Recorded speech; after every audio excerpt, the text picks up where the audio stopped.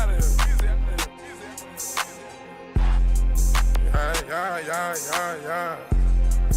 Yeah, put on. I swear to God. Yeah. Fuck your album, shit ain't slapping like my mixtape. I'm getting Saudi Arabia money, serving our base. Rob a rapper and say my name, get his chain back. My bitch cheat on me, I find out, get her chain snatched. 1,000 grams on a Cuban, bought a few blocks. Hustle of the century, ordered up a few drops. Park a Ferrari in the trenches, feel like Tupac. Let's get it. Bought a paddock for my bitch, signed a death row. My bitch ain't gon' cheat unless it's with a bitch we brought back home. I ain't talking clothes with crosses, we all pop out rockin' chrome. This money shit get blown, these bitches they get flown and sent back home. Drink about this in level 2 Macomb, we fucking it up in Rome. All this shit I seen got too much trauma, I need therapy. Glock 10 in my pair of thieves, these tennis chains a carat each. My little bitch, she barely speak, just suck dick and barely breathe. Swear to God, I barely beg, but nigga, get off my dick, please. We move like the mob, we on that pressure, get applied all time. Nigga play, he dying. What else? I swear to God, on me. Maisha, she fine. That's why. Guess what else? She mine. Come on. 250 on the watch. What else? I ain't never on time. Never. Street nigga from the trenches. Swear to God, I made millions. I wouldn't made that. Niggas gave you that, bitch, nigga. It's a difference. Cool. Niggas losing, we winning. Won't smoke cause they in they feelings. Fuck. One call, I send them. Swear to God, same night they spending. Fuck your album, shit ain't slapping like my mixtape. I'm getting Saudi Arabia money, serving our base. Rob a rapper and say my name, get his chain back. My bitch cheat on me, I find out, get her chain snatched. 1,000 grams on a Cuban, bought a few blocks. Hustle of the century, ordered up a few drops. Park a Ferrari in the trenches, feel like Tupac. Bought a paddock for my bitch, signed a death row. My bitch cheat on me, I swear I might just get a rod. Whole lot of good music. Whole lot of good music. What's good, brother? How you feeling? I'm confused. I don't know how to feel at this very moment. We had a pretty interesting day yesterday in Atlanta sports. And I spent a lot of time on YouTube. A ton of time on YouTube. Why did you spend a lot of time on YouTube? Referencing the Hawks or just in general? Yeah, the Hawks. I immediately had to figure out what we're gonna do with this number 1 pick and if we're gonna make the right decision. And it's tumultuous. I don't know if there's a right decision to make. That's the thing. I don't and know that makes what to it do. bad. I don't like that. I like clear cut, obvious, understood things, but how you doing today, man? Don't worry about me and my troubles over here. I'm cool, man. I'm living good. Had a good Mother's Day. Hope your mom had a good Mother's Day. She did. It was cool. My mom is in Louisiana, but we went to Durham. It was with my mother-in-law. Now I'm watching Boston try their best to trick this game off right now as we get ready for the pregame of episode. Boston is some clowns. I'm gonna go ahead and say it. They're doing their damnedest to show everybody that we're not legit. And they looking closer and closer to gas station sushi every time I look at them. Do not trust them. You're just you're struggling against a Cleveland team with no Donovan Mitchell.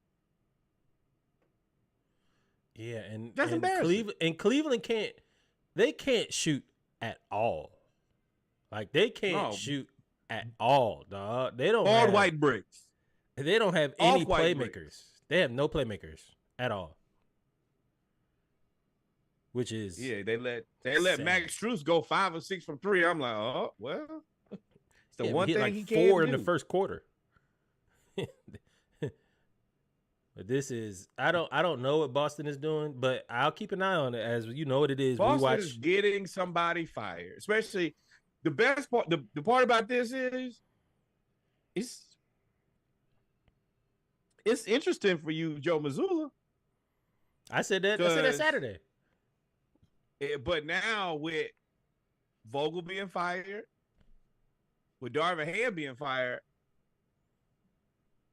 I mean, I don't know if you could fire him after you lose Udoka, but I mean, also remember your boy Brad won like front office person of the year. So they're not gonna blame him, and they're not gonna blame the $1 trillion kids. Guess who's in the middle? Joe Mazzulla. The lime and the coconut. Mix it up. Well, then who would you get though? You would have to get like Tyronn Lue. That's really the only person I can see replacing Joe Mazzulla, unless you go back and get Ime, and Ime's set up to build Houston. Ime's not going back. He's not going back. So there's no real person to go get because we'll talk about more in the Budenholzer was the guy. He was the guy. Yeah. We'll talk about it though. Welcome, ladies and gentlemen, to episode 151 of the Splash Cast Monday Night Raw. Y'all know what it is. We are here with the pregame right before we get to our HBCU news around the culture, basketball and football. Got a lot of good things we're going to talk about today. Let's get started with the pregame, man. Let's not even belabor the point. It is Olympic season. Not to be confused with Ozempic season, but I mean, I guess it is too. Dog, that boy came down. ISO. He. No, hey, Rick Ross. Hey, you better duck. Rick Ross, Drake, everybody. Busta Rhymes, Ozempic hitting the streets hard like crack. Crack in the 80s, bro. It's cool now, but eventually, like you gotta like get off of it, right? That always be the bounce back. The bounce back is crazy. It's funny that what you just said could relate to crack. Eventually, you gotta get off of it, right? Maybe not. Or you, and both gonna ravage your body. But hey, thoughts and prayers both weight to loss those. supplements. Yeah, both thoughts and prayers to those who need it, and I'm happy for those that are happy. Whatever it is, peace and blessings to all. Let's get to it, man. We have a black icon today. Hey, man, some people just stay in the limelight. Did this freeze? We'll see. Some people just stay in the limelight. Flavor Flav has stepped forward to help the U.S. women's water polo team following Maggie Steffens' call for support. So basically, Maggie Steffens said, water polo, like a whole bowl of, like you ate a whole bowl of cheese. AJ. I don't know what that means. Flip, basically. You know what he means. AJ, nobody knows. AJ speaks like Kendrick Lamar.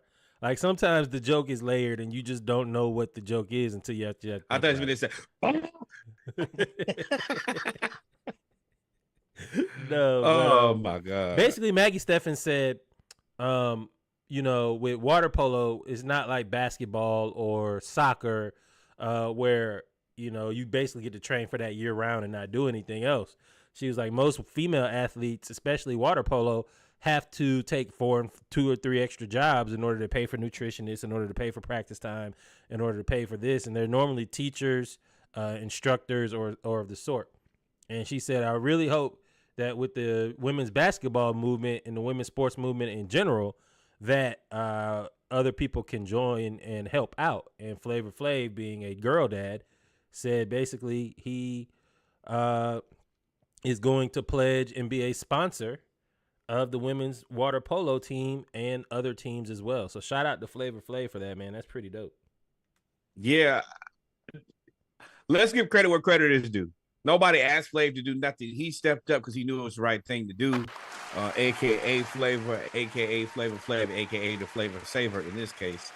I mean, he is saving women's water polo when they need him the most.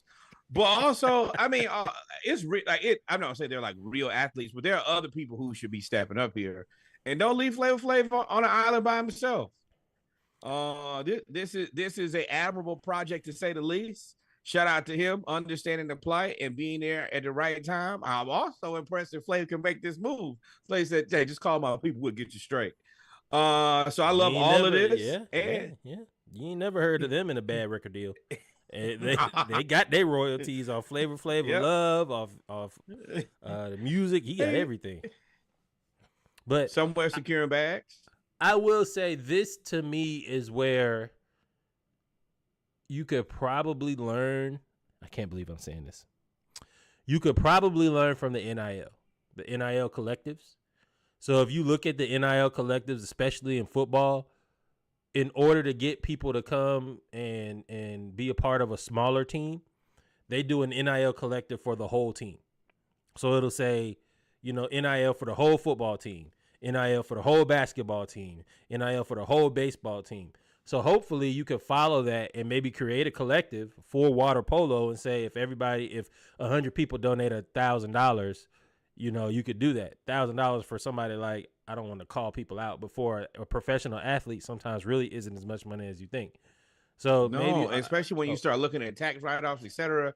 This is just a place for me to send my money so that I don't have to give it to the government so that they can buy $50 million bolts to put on airplanes they'll decommission in an hour. So yeah, if my money got to go somewhere, at least let me earmark it to something a little bit more valuable. Yeah, man. So shout out to Flavor Fave. Shout out to Maggie Steffens for bringing awareness to it as well. That's pretty dope. Let's move on. Well, let's move on. It's Braves time. Braves time as we wait for it to load. It is Braves season. The Braves. You know what's crazy about the Braves? They're saying that they're getting off to a slow start. Acuna's off to a slow start. Austin Riley's off to a slow start. Chipper had a few things to say about the batting stances, and they're 22-12, first place in the NL, or in their division. I think second in the NL, second or third in the NL. Yeah, and one of the best teams in baseball, hands down. That's the reason I've been very quiet. I understand when Acuna. I think Acuna got picked off twice yesterday. Not playing the greatest of baseball. We're rumbling along. We losing pitchers. We make moves. That's fine. You know how I feel about home runs and us. You can only play your best baseball for so long. I would much rather play my best baseball when it counts versus these games way up front. So I'm perfectly fine with this. This is an adult team that understands how to win games when they matter the most. I do want to shout out to your boy who has gained his entire name back, Marcell Ozuna, the Big Bear. That boy on TV. That boy got ads. Ads, commercials. He got 40 RBIs faster than anybody else in Braves history. That does include Chipper Jones. That also includes Hammer and Hank. He's our MVP.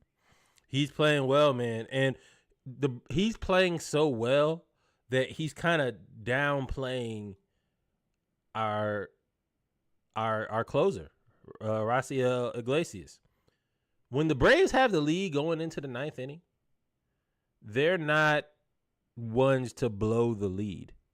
When Raisel, I don't know if it's Raisel or Raisel Iglesias, when he gets in, he does not blow a lot of saves, and it's a testament to the Braves culture. And he has now crossed the threshold of 200 career saves, which is a big deal, man. So you only get about probably like 40 or 50, 40, maybe 40 saves during the year. And he's at 200, and he has been our closer. So shout out to him. And 200, that's 200 times they say, hey, man, get us home. You got us home. That is a hell of a responsibility. And that's on you. I mean, no shot at AJ Minter. We lost last night in the bottom of the ninth on a home run. That's a ton of responsibility on you. Mm-hmm. You on the mound by yourself. And for you to do it 200 times, kudos. A fantastic career. Happy to have you on the team, man. That's all I got to say on that. Bro, it is a 5-point game. Good Lord, Boston. Yeah, man. Shout out to and I hope they lose. Let's go, Cavs. Shout out to I'm Delulu to be saying that. You know it ain't about that. You said some other stuff too, man. That was quite interesting earlier. But we'll get there. Hey, man, we're not gonna play this clip per se, but I didn't realize what this was. I thought this was Jake Paul and Mike Tyson. But definitely not. Yo, Paul Pierce he is I think he may be trying to position himself as the next Chuck. Like, he has a lot of Charles Barkley qualities with even less of a filter. Paul Pierce was on live TV and he said I'm up here talking like it's just you and me, Key, when he was talking about who was he talking about? Because I really want to play it, but I can't. Basically, he said the N word on TV. Like, yes, like that's the thing. Nobody, we were so caught in shock and awe about what he said. He was showing somebody's box score, but he just Paul. You know, I ain't gonna speculate on what's in them cups or what a. Oh, Paul done told you what it's like being on TV. Now he got a mail order. He got a girlfriend for the day. He was streaming live. He was drunk. He did the poker. Like, he did the poker game. Y'all remember when he quit ESPN, his resignation video? Like, this is not nothing new for Paul to say some outlandish, wild stuff on television. But this is the thing. This wasn't great, Paul. But this is why I also love Paul. This is just another job I have. Me and KG still have another wildly successful show.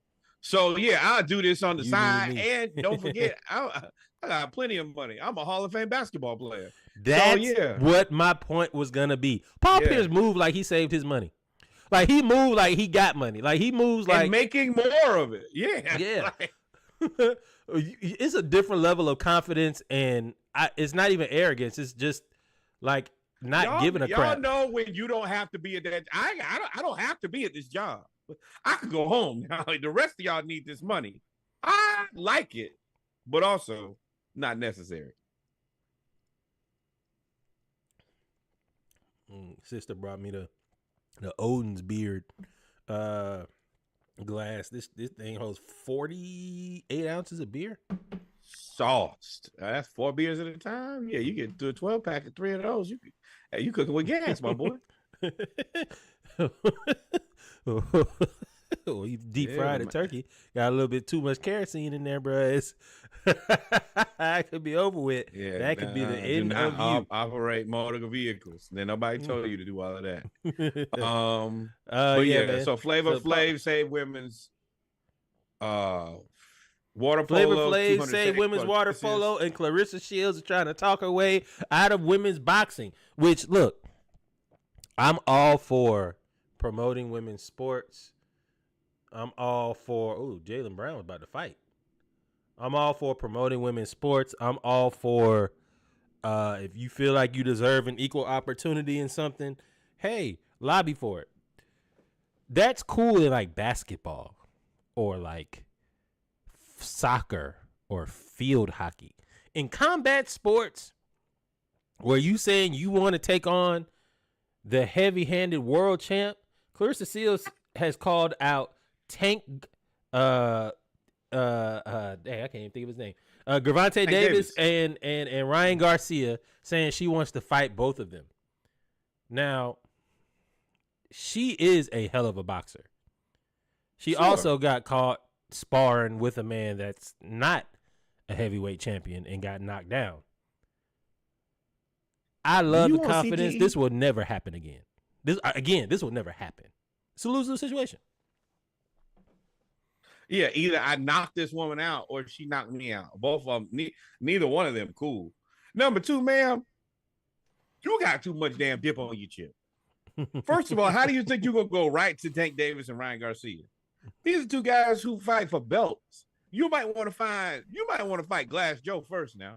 You might just want to get in the ring and see how that works out before you get in there and get a hold of something and somebody knock your brain loose. Because then they're going to be like, Tank, why'd you hit that woman that many times? And I know for other reasons, he's definitely not doing it. You could take him right off of that list. That was I didn't know how to say. I didn't know. See, this is why we pod together. I didn't know how to approach that because that's why I was stuttering. I was like, "There's no way that he's gonna do that. He can't. He can't. Definitely. He can't. Definitely." And Ryan, y'all play with Ryan Garcia all you want to with all them internet clicks.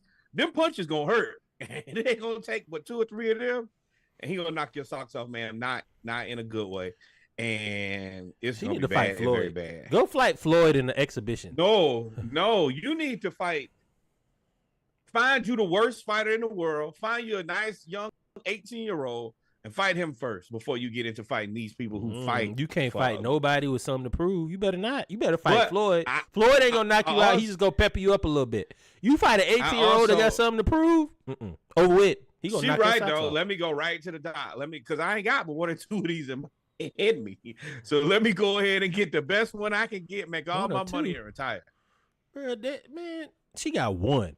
If she get knocked out like Nate Robinson, it's a wrap. That's who you need to try to fight, Nate Robinson.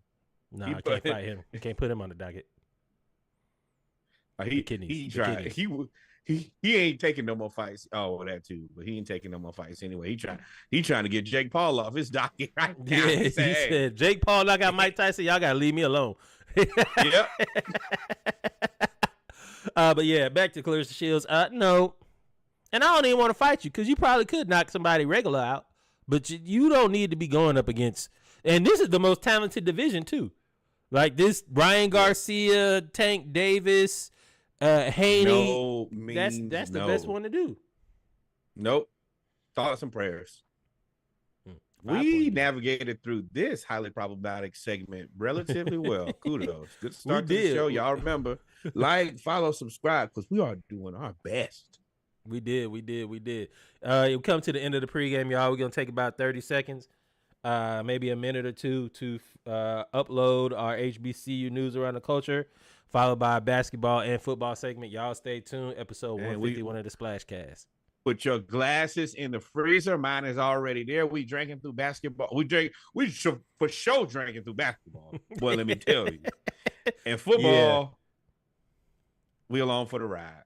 We along for the ride.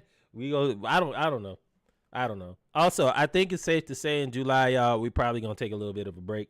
We're gonna go all the way through the NBA Finals. Then we're gonna take a break for July. We'll pod when necessary, but in August we back with football.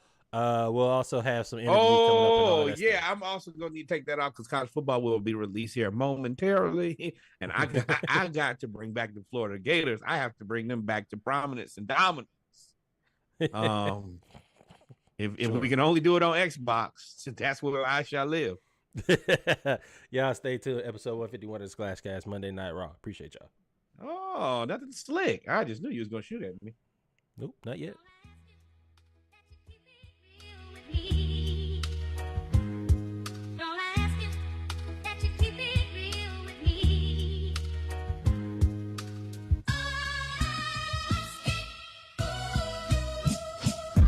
Cut open his stomach and stuff bricks in it. Put his body on a scale like it's fish in it. I can see the bitch in him. $20 million home renovation just to slit your wrists in it. Suicide, it's a suicide. Rip apart the Maybach, I know the truth's inside. You 12 lemon pepper wings from a heart attack. Academics get this nigga Ozempic starter pack. Casa not hit the room, turn that stream on. Ags buttons by this brief encounter with King Kong. This ain't the Kendrick beef. My Drake sing song, shots ring out. Your neighbor better have his ring on. Glock swing out, doors open like a swing on. Pac lean out, Machiavelli with the ring on. Ops is out, they on the same shit that we on. Hospital, wheelchair, hair wrap, sling on. It's payback punk for the drama you tried to bring on. Maybach trunks, type of shit that we eat our wings on. My K-Dot shit, I don't have to turn the beam on. It's that time of the month, get this pussy something to bleed on. Your baby mama told me that you like to get peed on. You a CEO, that's the last time you had keys on. And we know you treat gunplay like he a peon. And he know some shit that ain't cool for him to speak on. My P.O. said this ain't the record that we agreed on. Then cut it off like the ankle monitor for the beep on. My niggas will learn French just to get they steam on. In Cali with calicos, don't need Cali to get his scream on.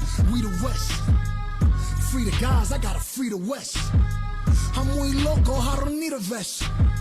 I'm watching Scarface and cleaning text. Shots gon' be direct. Have you been through Cedar yet? When cars pull up, we do explosives and heater checks. The lights flick, the dogs bark, and niggas sleeping less. Under palm trees, we got them choppers that'll eat your flesh. The real Rick Ross know every bird gotta lead a nest. You stole your name, I pulled your fat. Facts. You looked that big and stole the staff. Facts. I smell pussy, that odor fat. Fact. You ain't sold no birds, you trolled the owl.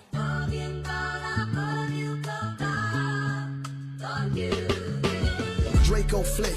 It's like the light on the Carter 4. Bad kid, good city. I studied the art of war. All right. All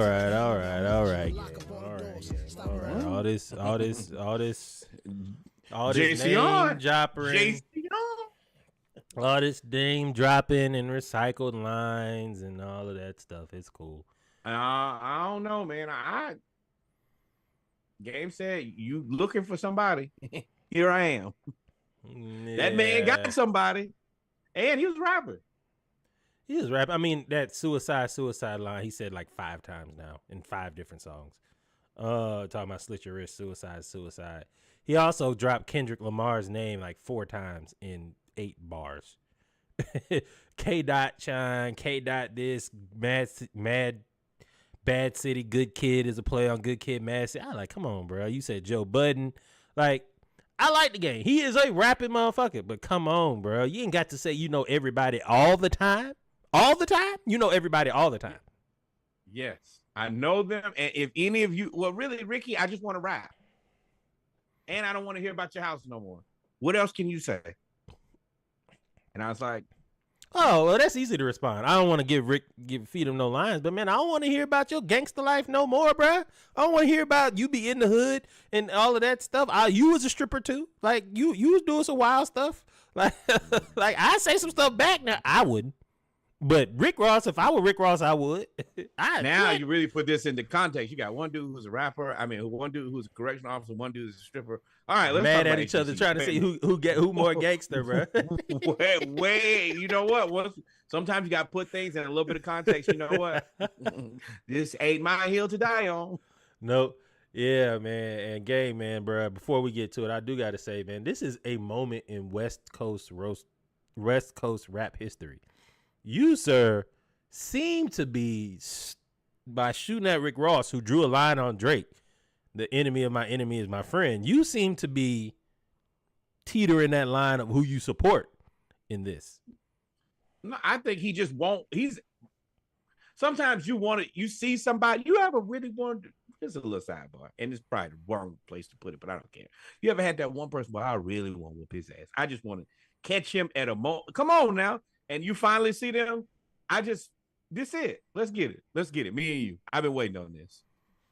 Yeah. And it would be good. It would be good. Now, it would be good. You get some 5 beats. They both got ears for beats. I think Ross probably could I think Game could out rap Ross. I think Ross could out troll and out punchline Game. I think Game has a better flow, but Ross has better punchlines. But it would be fun. As long as they don't do nothing stupid. Like, if you just talking about rapping, cool. I think they're past the age of, like, actually I know Rick Ross. Dude, I hate to say it, but you see enough of Rick Ross. Rick Ross is not doing much to anybody. Yeah, he big chilling. He chilling. His son in college now. He got investments. What he got, like 15 William different Robinson, companies? your son is in HBCU. He ain't about to do nothing. But let's get to it, man. Welcome, ladies and gentlemen, to episode 151 of the Splash Cast, Monday Night Raw. I am your co-host, Reggie. I'm your co-host, Norwood. Our powers combined. You already know what it is. We are your HBCU homeboys. Happy to be here on this best, blessed, beloved Monday night. Let's get to it, my friend. Yes, sir. Y'all see my baby's picture that she drew for the podcast today? On the back. That is our production manager, making sure we do what we gotta do here at Studios. That's the agenda. And I bet you if I could tell some of y'all that that's cursive, you wouldn't realize that it's not, because we don't talk about it. We don't write in cursive no more. And the kids can't write in cursive no more. So I don't know how you're gonna sign your name to things, but thoughts and prayers. Y'all know what it is when it comes to Monday Night Raw. We do our HBCU news around the culture, man, followed by basketball and football, or football and basketball, depending on what is in season. Got a few things to talk about, man. It is mini camp season. We are going to take the time to highlight some of these HBCU players that made the summer roster as undrafted free agents. We called out the NFL last week. We told y'all there's no reason for HBCU, at least one HBCU player to be drafted. I realize that it's more and more players coming into football, but There's no way that you should draft somebody that has 1 year of football experience or never played and comes from overseas. No shade. It's harder to come from overseas and play football than it is basketball, right? So I would rather them go for HBCU versus European person. 7 years of Australian League football and think this guy's going to make your team versus somebody who's played football their whole life. I didn't even think about that. And now that you said that, you infuriated me early in the podcast. Thank you very much. I hate everybody. Flaring. Your nostrils started flaring. So yeah. All of you humans make me sick. Let's get to it, man. So the Jets have signed former North Carolina Central defensive back and kick returner Brandon Codrington after his impressive performance at the rookie minicamp.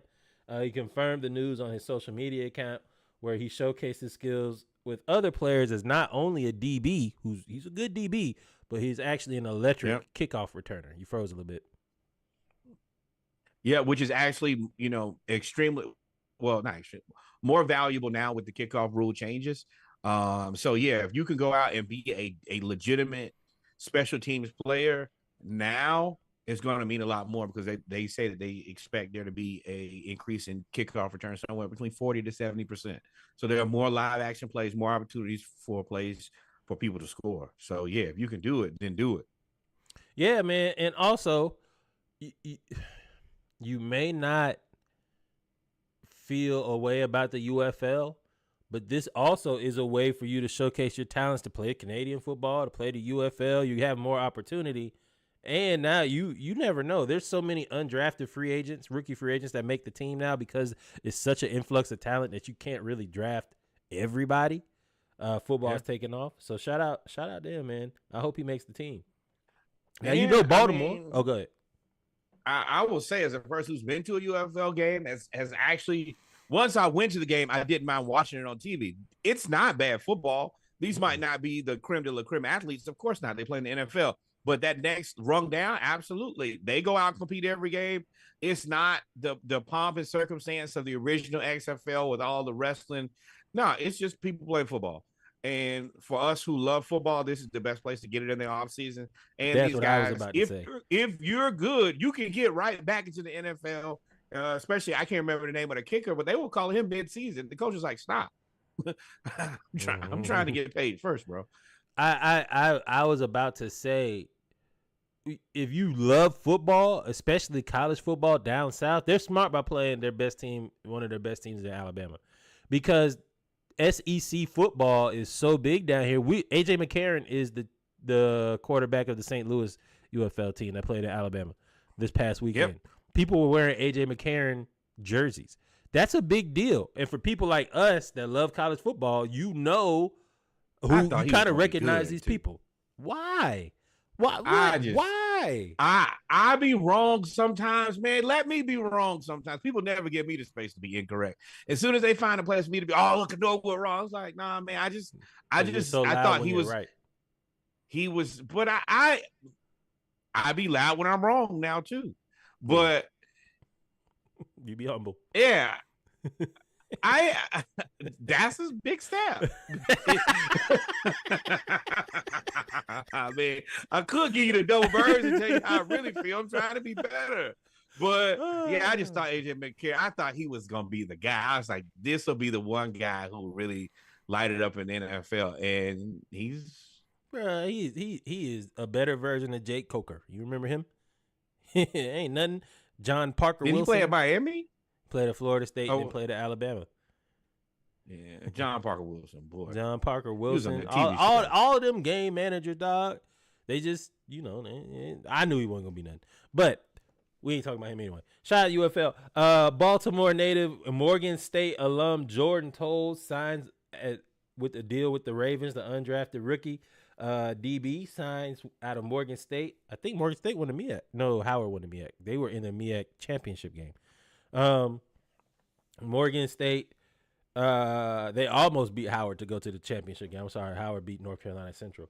But Jordan Toles signs with the Ravens. He stays at home. Of course, he's one of the top defensive back. I believe he was a finalist for the top defensive back in HBCU football, the Aeneas Williams Award. He was a 4-time MEAC Player of the Week. He blocked kicks, had 3 interceptions, and he was the second leading tackler on his team as a DB. He's a hybrid between safety and linebacker. And if I wasn't a Falcons fan, this is where I would be, because Baltimore runs a great organization. They give a lot of people opportunity. And that is kind of number one. That's the new position, the hybrid linebacker safety. There's a future in that, kid. But also, like, this is legitimately homegrown talent. He's from Baltimore, went to Morgan. Now he gets to stay with the Ravens. This is the reason they're not drafting him. I could just go scoop him up later. That is unfortunately the most frustrating part about all of this is and I said that before the draft. I mean, especially the way that the draft kind of went this year, where you had a lot of, like, look at a guy like Spencer Rattler, who drops to where he drops to. You can't tell me there's a whole lot of difference between him and Bo Nix. I don't care what anybody says. And right now, it's just more prudent for them to get these HBCU players as undrafted free agents. We can bring them in, try them out, test them out. You're right, but he kind of in the middle. But you can test them out and pick what you want and throw away everything else. I think the NFL needs to find a way to incentivize players like they do with black coaches, that if teams take HBCU players, then maybe you give them a compensatory pick or something like that. So that there has to be a way. I like the incentivizing thought, but as we see with black coaches, that don't mean shit. That don't mean nothing. All they're gonna do is just step right around that rule, hire somebody for 6 months so they satisfy their quote requirements, and oh my Lord, they are just destroying OKC. OKC looks like a young team, but they going back to it. You kind of sidestep. You got to get new leadership. You need to get that generation of. Oh no, that is a. My dad owned this business, and I'm gonna own this business, and when I die, my son's gonna own this business. So, yeah. But shout out to OKC. Look, they about to get blown out. Shout out to Jordan Toes, man. Shout out to Jordan Toes. Jones with that third row, didn't he? It is transfer portal season is over with, so there's a lot of people committing. Commitment news is coming out. One of the teams that has played really, really well for portal season has been Jackson State's football team. They have gotten a lot of players, including former Eastern Michigan quarterback and pitcher Cameron McCoy commits to Jackson State for football and baseball. He's got a hell of an arm. And he is going to compete for the starting spot immediately at Jackson State. So shout out to Jackson State cleaning up in the portal. Yeah, this is that they've continued to just find ways. TC is continuing to slowly, and I'll be honest, this is what I really prefer to see out of this program. Slowly add pieces, slowly continue to construct this and stabilize a program where they're going forward, they can be a problem. And this is a hell of a pickup. I mean, anytime you go pick up a dude who's going to play on 2 sports, you can't ask for anything more than that. Yeah, and you've seen SWAC baseball kind of turn up recently. We talked about Southern beating LSU. We talked about FAMU beating Miami. We talked about Bethune-Cookman winning. We talked about Alcorn State beating Ole Miss. So baseball is one thing where quietly is kept. We're kind of closing the gap a little quicker than a lot of people think. It's kind of the trickle down effect of the transfer portal NIL. So with Cameron coming in, he cuts that deficit almost in half immediately. He becomes the darling of the athletic department. So I would say if you go get you a pitcher and a quarterback, those are 2. If you really look across the landscape of like college sports, you go get your ace and a starting quarterback. One of those teams owes one of those guys a case of beers. If you're the baseball coach, you brought me an ace. Thank you. That's one less I got to go get.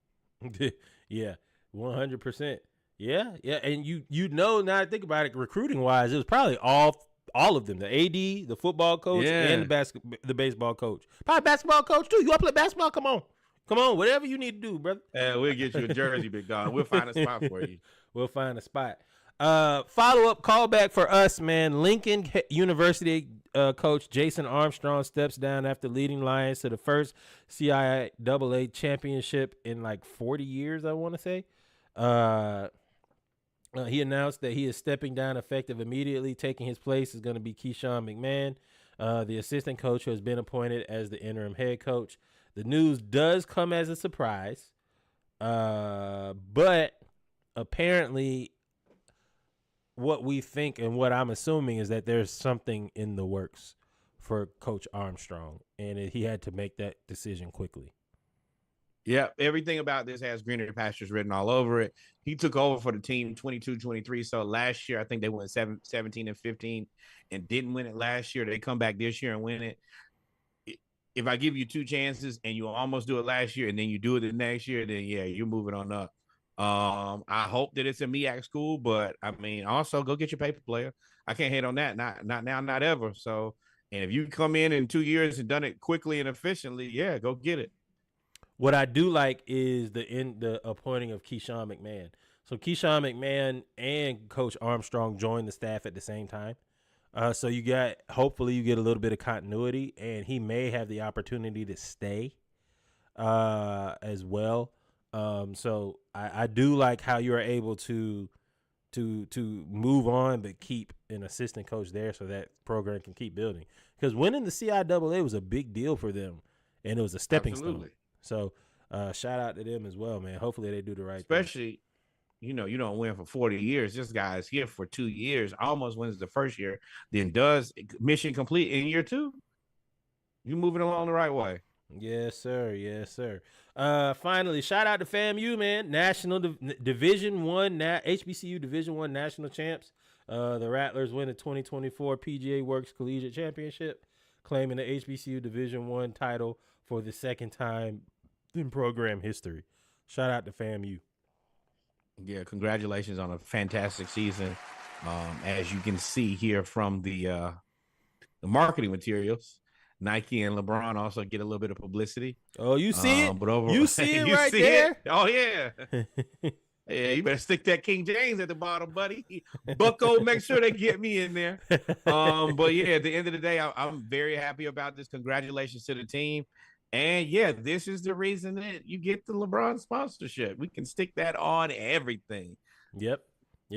You know what that is. You see the logo, so it just makes it. Hey, put that on my diploma. Put that on my diploma. Well, put that on my diploma. I'd hashtag it. They need to hashtag all that. I'd hashtag LeBron every time. I tag him to everything. LeBron James Foundation. What's the school? I love. I promise. I promise school. I promise. Everything. Yeah, I promise on everything I love, bro. I am. I would do that for everything. So shout out to FAMU, man. Shout out to FAMU. God. We talked about Howard a couple weeks ago with their Jordan release because they're sponsored by Team Jordan. So if you are starting to get that NIL collective, starting to get that money, go ahead and more athletes. All y'all athletes. Go sponsor a team. Go sponsor HBCU. All it is your logo, a couple pair of shoes, some jerseys. Yeah. And whatever the sponsorship is great. So if it's a ton of money, great. If it's a few more thousand than we had, great. Whatever it is, we want it. It's better for everybody. We support it all, man. We definitely do. But the thing about it is your visibility. They won a championship. LeBron James, I mean, I'm sure he doesn't need any more marketing, but to have the LeBron James logo right there at the bottom of FAMU winning a golf championship, it's another place for you to be seen. Yeah, I would definitely have it everywhere. But with that being said, ladies and gentlemen, we've come to the end of HBCU news around the culture. We're going to take a couple minutes, and then we'll be right back with our basketball segment, starting out with WNBA news as well as get your beverages because the Hawks have the worst luck ever, and we will expound on that when we get back. Y'all stay tuned. Remember, they can do what? They can like, they can follow, they can subscribe, they can go get their glasses out of the freezer. Hey, if you didn't call your mother yesterday, call her today and say, hey, I'm a terrible human, but I still love you. And Happy Mother's Day, and tune into the Splashcast. Do all of those things. There we go. Y'all stay tuned. We'll be right back. Right back.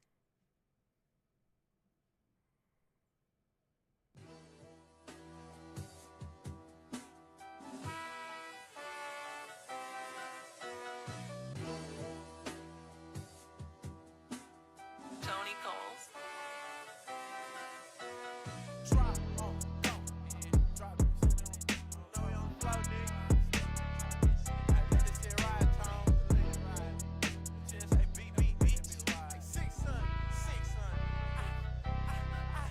Ever had to step on a nigga cause he was your op and you was just standing on business?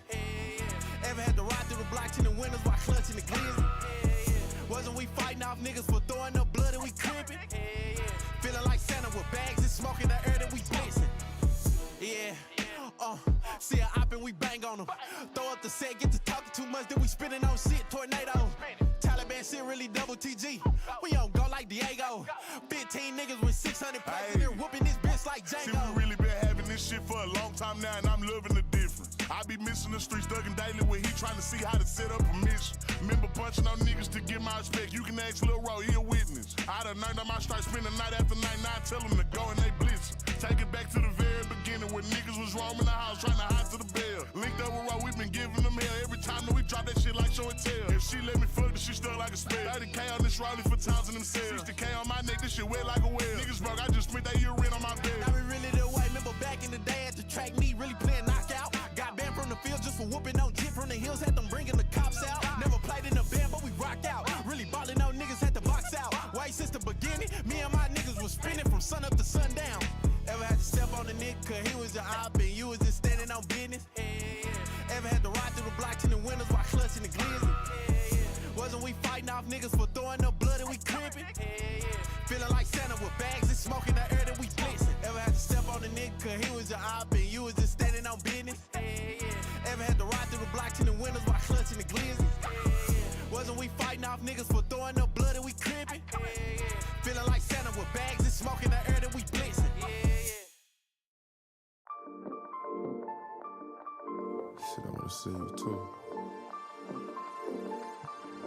Nah, maybe somebody tucked off out the way, yeah, man. Switching lanes on my way to Napa. Baby drove way down from Sac. You know my face card heavy, baby. I can't just hang out on the sack. A couple nights at the Stanley Ranch, smashing that. You ain't got a trip, I can handle that. Hitting it from the back, head down, so I'm grabbing that. Say you got a meeting in the morning, you gotta cancel that. Hotel suite for no reason, I got hella spots. Boyfriend blowing up your phone, I know he hella hot. I know this lifestyle go crazy, but no photo ops. Send baby girl to Macy's to grab some polo socks. Would have been my main girl in another lifetime. I was playing games, girl. No, you couldn't be mine. No matter how hard I get, I'm still looking up to you. That's what she told me. That's what she told me. No matter how high, I'm still looking up to you. That's what she told me.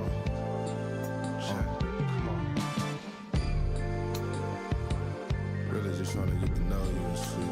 I'm still looking up to you. I know shit happened a little fast. I was really on some cool shit, you know what I mean? I got some good energy around me, you know what I mean? I'm still looking up to you. When I met you, it was like, damn, meet me in Napa. Would have been my main girl in another lifetime. I was playing games, girl. And we're back, ladies and gentlemen, with our basketball segment, episode 151 of the Splash Cast Monday Night Raw. Y'all know what it is. We talk about the latest news in basketball, both women's, men's, and college when necessary. Let's get started, man. As we get started, we are watching the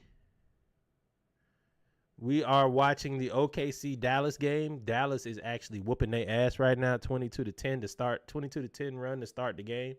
But we'll see, man. We'll see what OKC does. This is kind of a growing up moment for them. We'll see.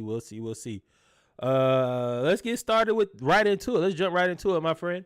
You got your beverage? You said you was coming back with drinks and all of that stuff. Ooh, little Bartison. My boy B, the Bartesian, be holding me down. Got me right, because yesterday was eventful. Let's get to it, man. Let's get to it. Let's talk about these ladies. Let's get to it. So we're going to start out with the WNBA. Big news, man. They are capitalizing on the moment. The WNBA is going to add private charter flights for all teams. Commissioner Kathy Engelbert announces that all teams will started charter travel for all regular season games starting early this season. A lot of the comments said, well, what were they doing before? Y'all need to pay attention. They were flying commercial, not first class coach. Midnight flights, 2 a.m. flights, red eye flights for the games is what they were doing. So they now will be chartered all over, man. That is dope. I know that doesn't seem like the biggest or most important thing to many people, but for an athlete after a long game to have to fly within the plane schedule is really tragic. That does mean either you have to try to, as soon as you leave, as soon as the game is over, shower and run to the plane, or get up ungodly early in the morning and catch a red eye. And both not really good for resting after a long strenuous game. So, I'm happy to see the Indiana Fever. You can tell how thrilled they are. And I mean, these are professional athletes. I won't put this in the context. These are professional athletes that are getting like the most normal professional athlete treatment, and they are thrilled about it. Yeah, like what you can see, and I'm letting this kind of run on loop as we talk. If you're the video experience, you're watching the playback, you're watching live with us. What I've noticed about this charter flight is charter flights seem like they're a little bit better than first class. They have tables to be able to look at game film or play cards or build up team chemistry. They have their own in-flight chefs. You have your own, you get to bring on everybody, and you get a lot of space. Like, basketball is a huge deal. That's what we should have talked about during the pregame, but we'll talk about that probably here at the end. About the basketball versus football, the players who can play. Can you drop a basketball player into the NFL? He take over right now, all of that stuff. But when it came to when it comes to this, you just have a lot of space. You have a lot of place to rest and recoup, which is something you definitely need. So this is dope for me. I like it. Hopefully, it's just a start. I mean, it sucks that you got to get on a plane anyway, and then, I mean, y'all fly, and even first class. This is a basketball team with executives and everybody else. There's just not enough room for everybody to get on there and have any number of space. Now you can stretch out. You can watch, get tape a little after treatment, all of get things. stretched, all of that stuff. And on top of that, I mean, let's be real here. You know what the guys are doing? It's prize picks, DraftKings, spades, gambling, smoking cigars. I mean, medicinal. I'm sure if that's legal, between the states, whatever it may be. But these ladies have deserved this. I'm happy they finally got it, man. That's the only thing I can say. Better late than never. Speaking of better late, but it's than never. late. Speaking of better late than never, I want to know how you feel. About Nike capitalizing on Asia Wilson. I don't even want to say capitalizing, but like giving her own signature shoe that arrives in 2025.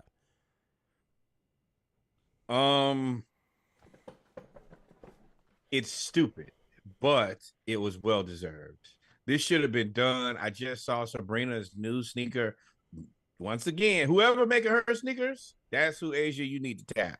Don't let Devin Booker get over there near your sneakers and they be looking like the Jinkos. So I'm happy she got her sneaker. She's probably deserved this sneaker 4 or 5 years, if not longer. I mean, she is a South Carolina icon.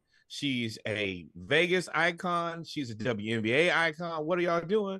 But I'm happy she got it. And it looks like the marketing and the branding, they already said, like, she got her own website with, she got a sneaker and all of that. So it looks like they're going to do is try to correct all their fuck ups.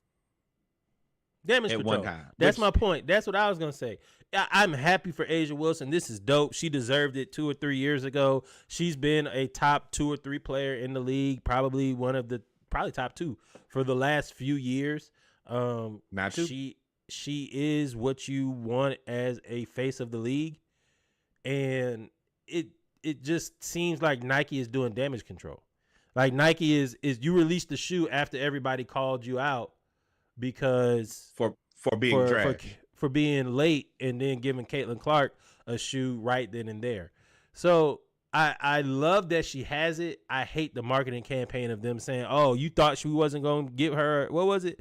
You thought we weren't going to give her a shoe?" Like, nah, yeah, we thought you weren't going to give. You didn't give her one. Yeah, you weren't giving her a shoe until the world demanded it, and then made you feel bad for it. Yeah, I mean, let's be real here. You guys suck, but that's fine. It's not the first time you guys suck. Won't be the last time. Positive applicable. I don't care. I mean, Nike ain't perfect. We talk about it all the time here. I'm just happy for her. Yeah, Nike. I feel how I feel about you. A'ja deserves it overwhelmingly. She's gonna be a perfect brand for Nike. And I'm happy for her. That's what I'm happy for.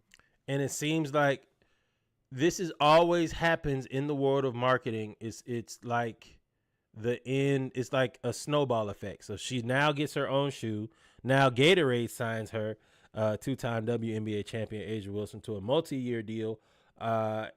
She joins an elite roster of Caitlin Clark, Paige Buchers, Suni Lee, Serena Williams, and others. I do like that she signed with Gatorade. Again, damage control. If you look at the WNBA players on the Gatorade roster, I like Caitlin Clark. She's a hell of a person for the game. She's pushing it forward. Paige Buchers, cool person. No black WNBA players. So now you kind of put yourself in the same place of Nike as doing damage control for somebody that's been deserved it. So shout out to A'ja Wilson for finally getting the recognition that she deserves in the money. She's getting the recognition in the WNBA, but it ain't equaling dollar bills marketing wise. Now she's finally getting it, and she has the personality to be the spokesperson of the league, like I said before. And I will also say that this is an opportunity. I'm assuming here, I don't know, but nothing's come to fruition. I haven't seen anything. But y'all are missing out on Dawn Staley while you playing. This is an opportunity. I know she's not missing out. They played their preseason game for the Las Vegas Aces in Colombia. No. What I'm saying is, I want you to sign her to a deal. If I'm Nike, I'm going to make an offer. I know Under Armour is the team sponsor, but there is no reason for her not to have her. She is the person consistently, number one. She does a good job of being at the forefront of everything for her without being at the forefront of everything. So she's easily recognizable. And she's also a fashion icon. She's not everybody else. Polo shirts, slacks, and sneakers. Nah, she really put that shit on consistently. And if you could sign her to a deal, oh my God. Yep. That's everything. But I feel like they don't. You kind of have to ostracize them into doing the right thing, which is frustrating a lot of the time. Yep. Other news before we get to Toronto, in other veins, so with A'ja Wilson finally getting the recognition she deserves, it's kind of like she was good like a year or two too early.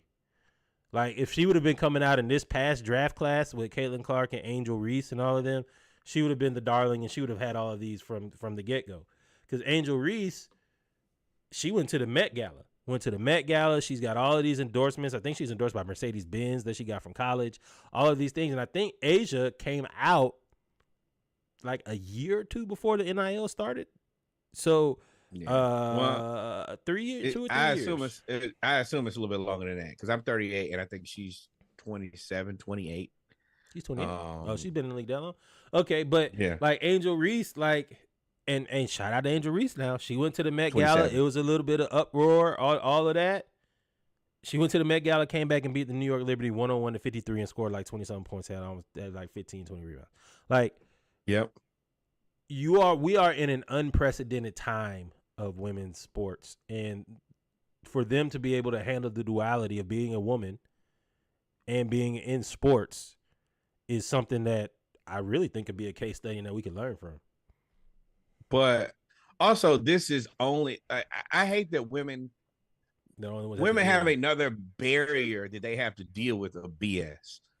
This is a preseason basketball game.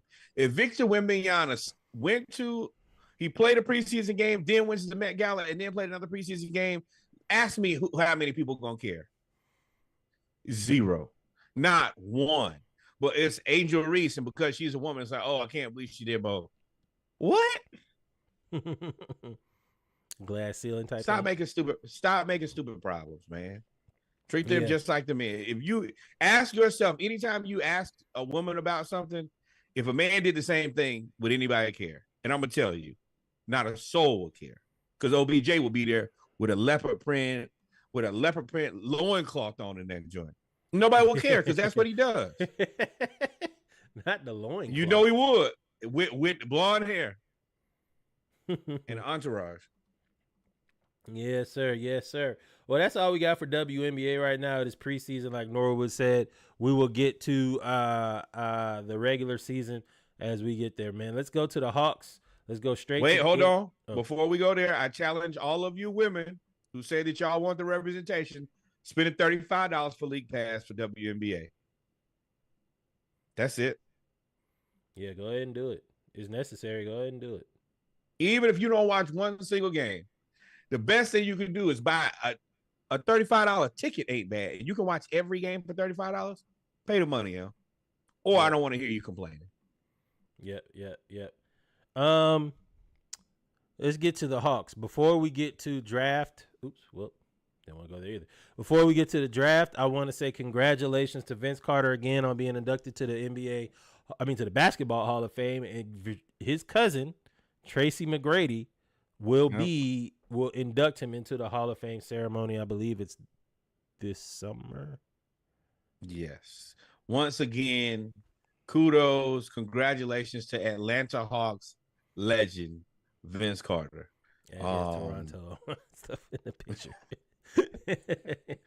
I mean, bro, this is Atlanta base, and Vinny was good for us as whatever he was. He was valuable. He's one of the best vets we've had. He was a legitimate vet too.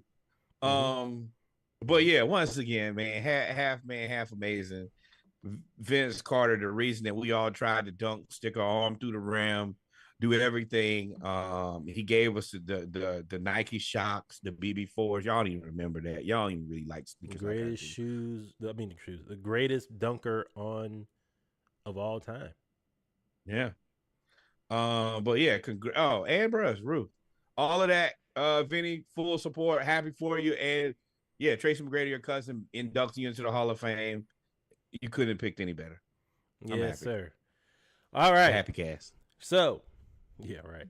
So, the Hawks, the playoffs are going on, and if the playoffs are going on, we ain't talking about the Hawks this year. But the NBA draft lottery was this past weekend, and you had the Atlanta Hawks, who had, I want to say, they had a 3% chance to get the first pick, a 3.27% chance to get the second pick, and a 3.6 chance to get the third pick, and a 4.01 chance to get the fourth pick.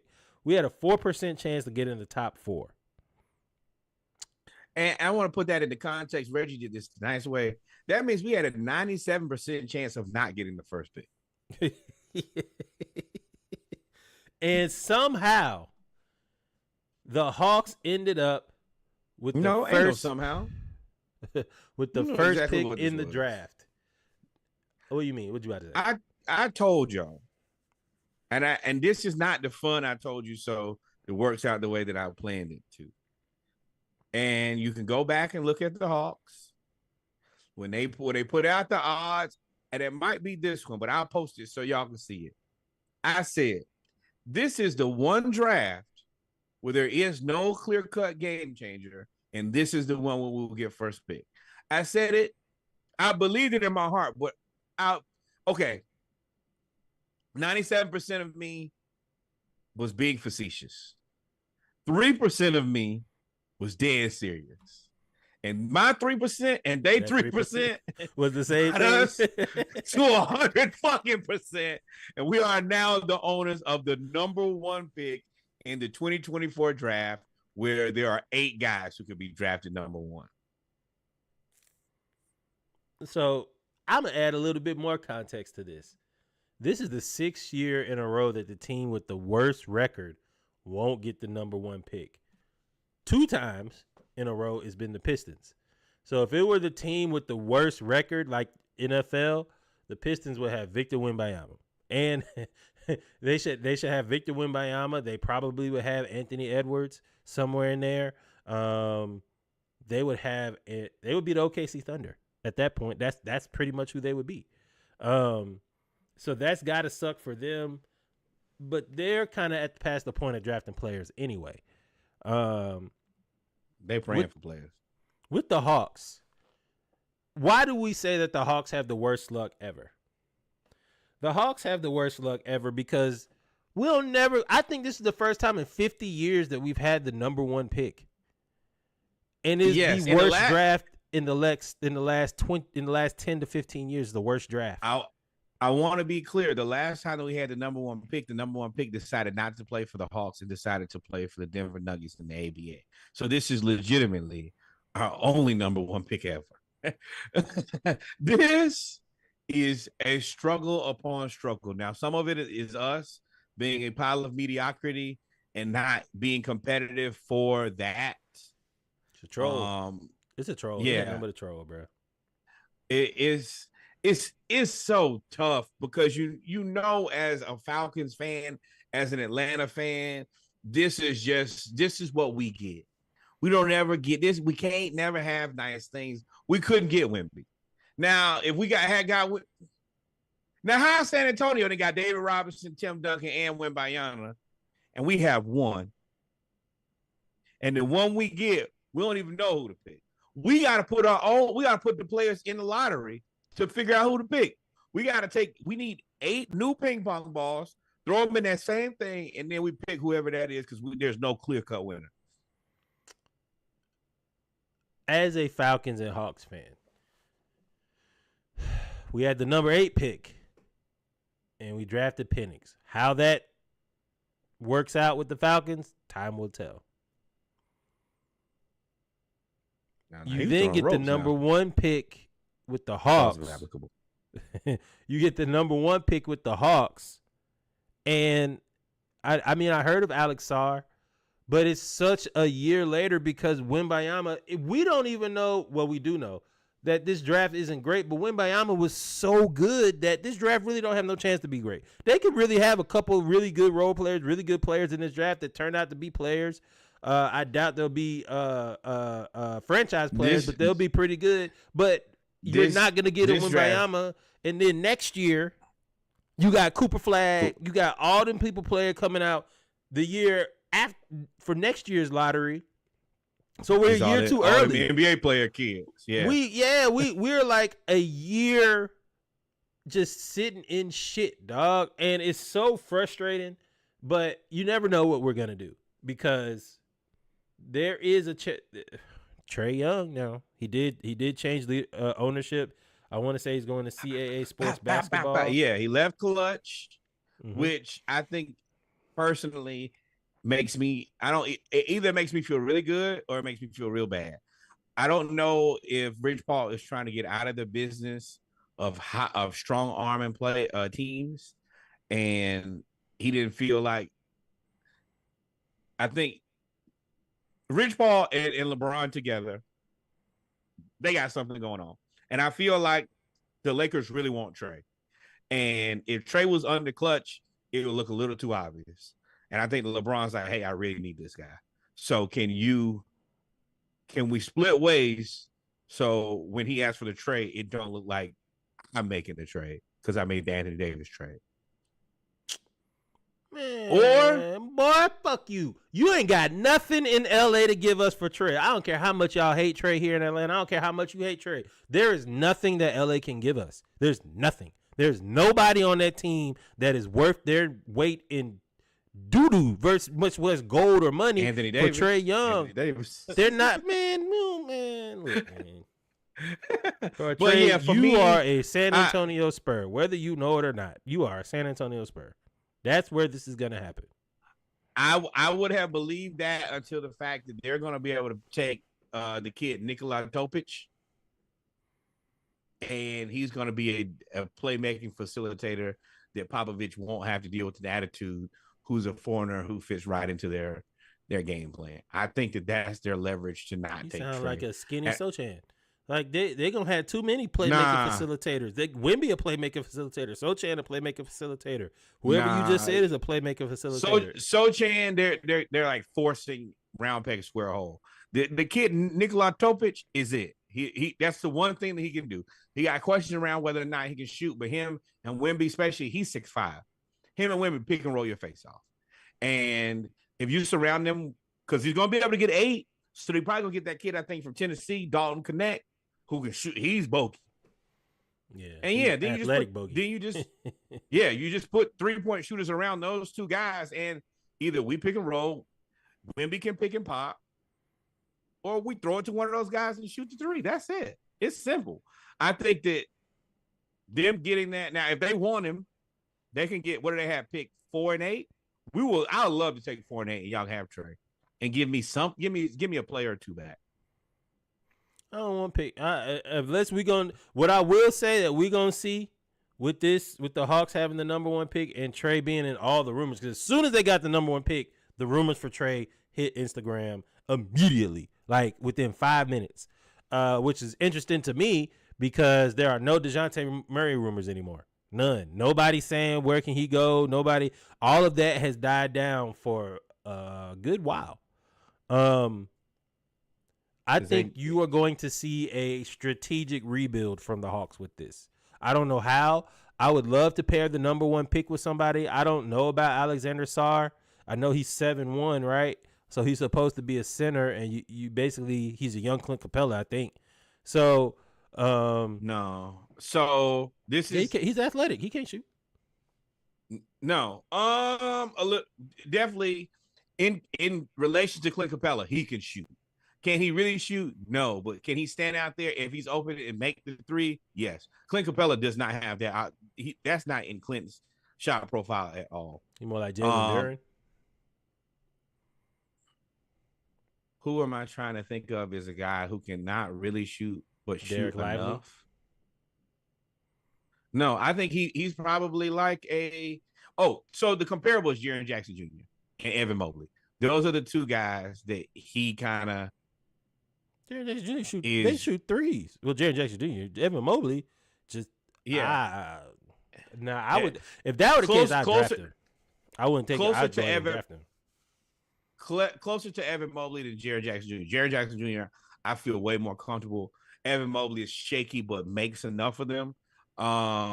He's not a great defensive rebounder because they say he's 7 feet, 200, somewhere between 200 pounds, 220 pounds, super athletic. He's a rim protector.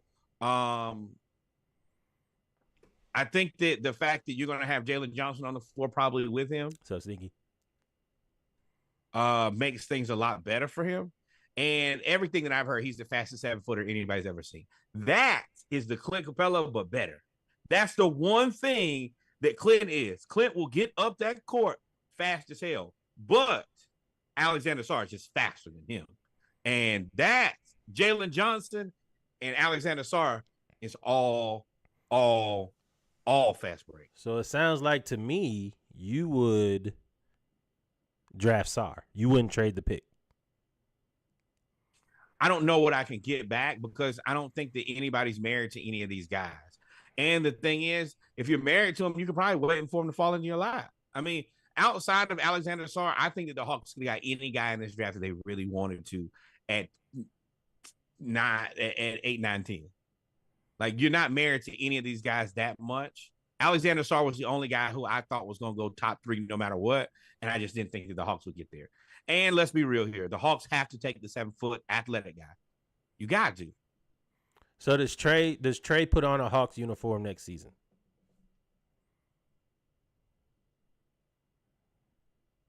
I have my answer, but I want to hear yours first.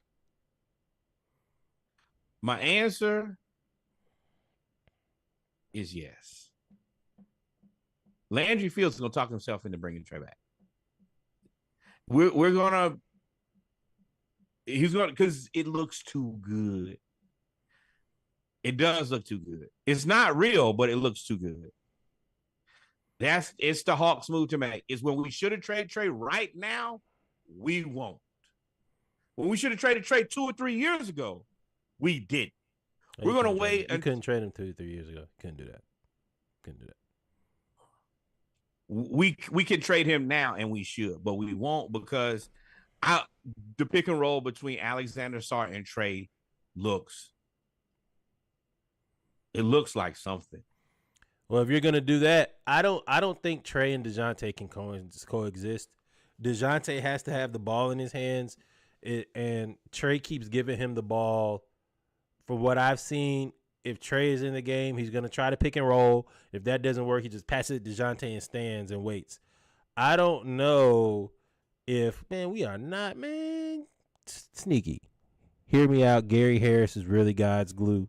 Is really good glue guy, and he's not expensive. Man, what you think you getting from us for Gary Harris and Cole? Yeah, he don't fit. He don't fit nowhere on the team. We don't want any more short people and glue guys. We got enough glue guys and short people. We already got Kobe Buffkin, who did not play enough and is a legitimate basketball player. We got Bogey, who's on a team-friendly deal and shot and had arguably one of the best shooting seasons in Atlanta Hawks history. I mean, what we do, give up AJ Griffin, who's a knockdown 3-pointer for Gary Harris? That don't make any sense. Yeah, it does. And they're not playing AJ Griffin anyway. AJ died. Yeah, but what I'm saying is, Gary Harris is hustling backwards, is what I'm telling you. I would do that one, but for Trey, I don't, like I said. What I was saying was I don't see DeJounte Murray and Trey coexisting throughout the whole year. Do I think he puts on a jersey? Yes. Do I think he's moved by the trade deadline? Probably. I would love to see him moved earlier, but if you draft Alexander Sarr first, you utilize that number 1 pick. If you utilize the number 1 pick, you can still trade Trey for a first-round pick next year. And that's the thing is I think that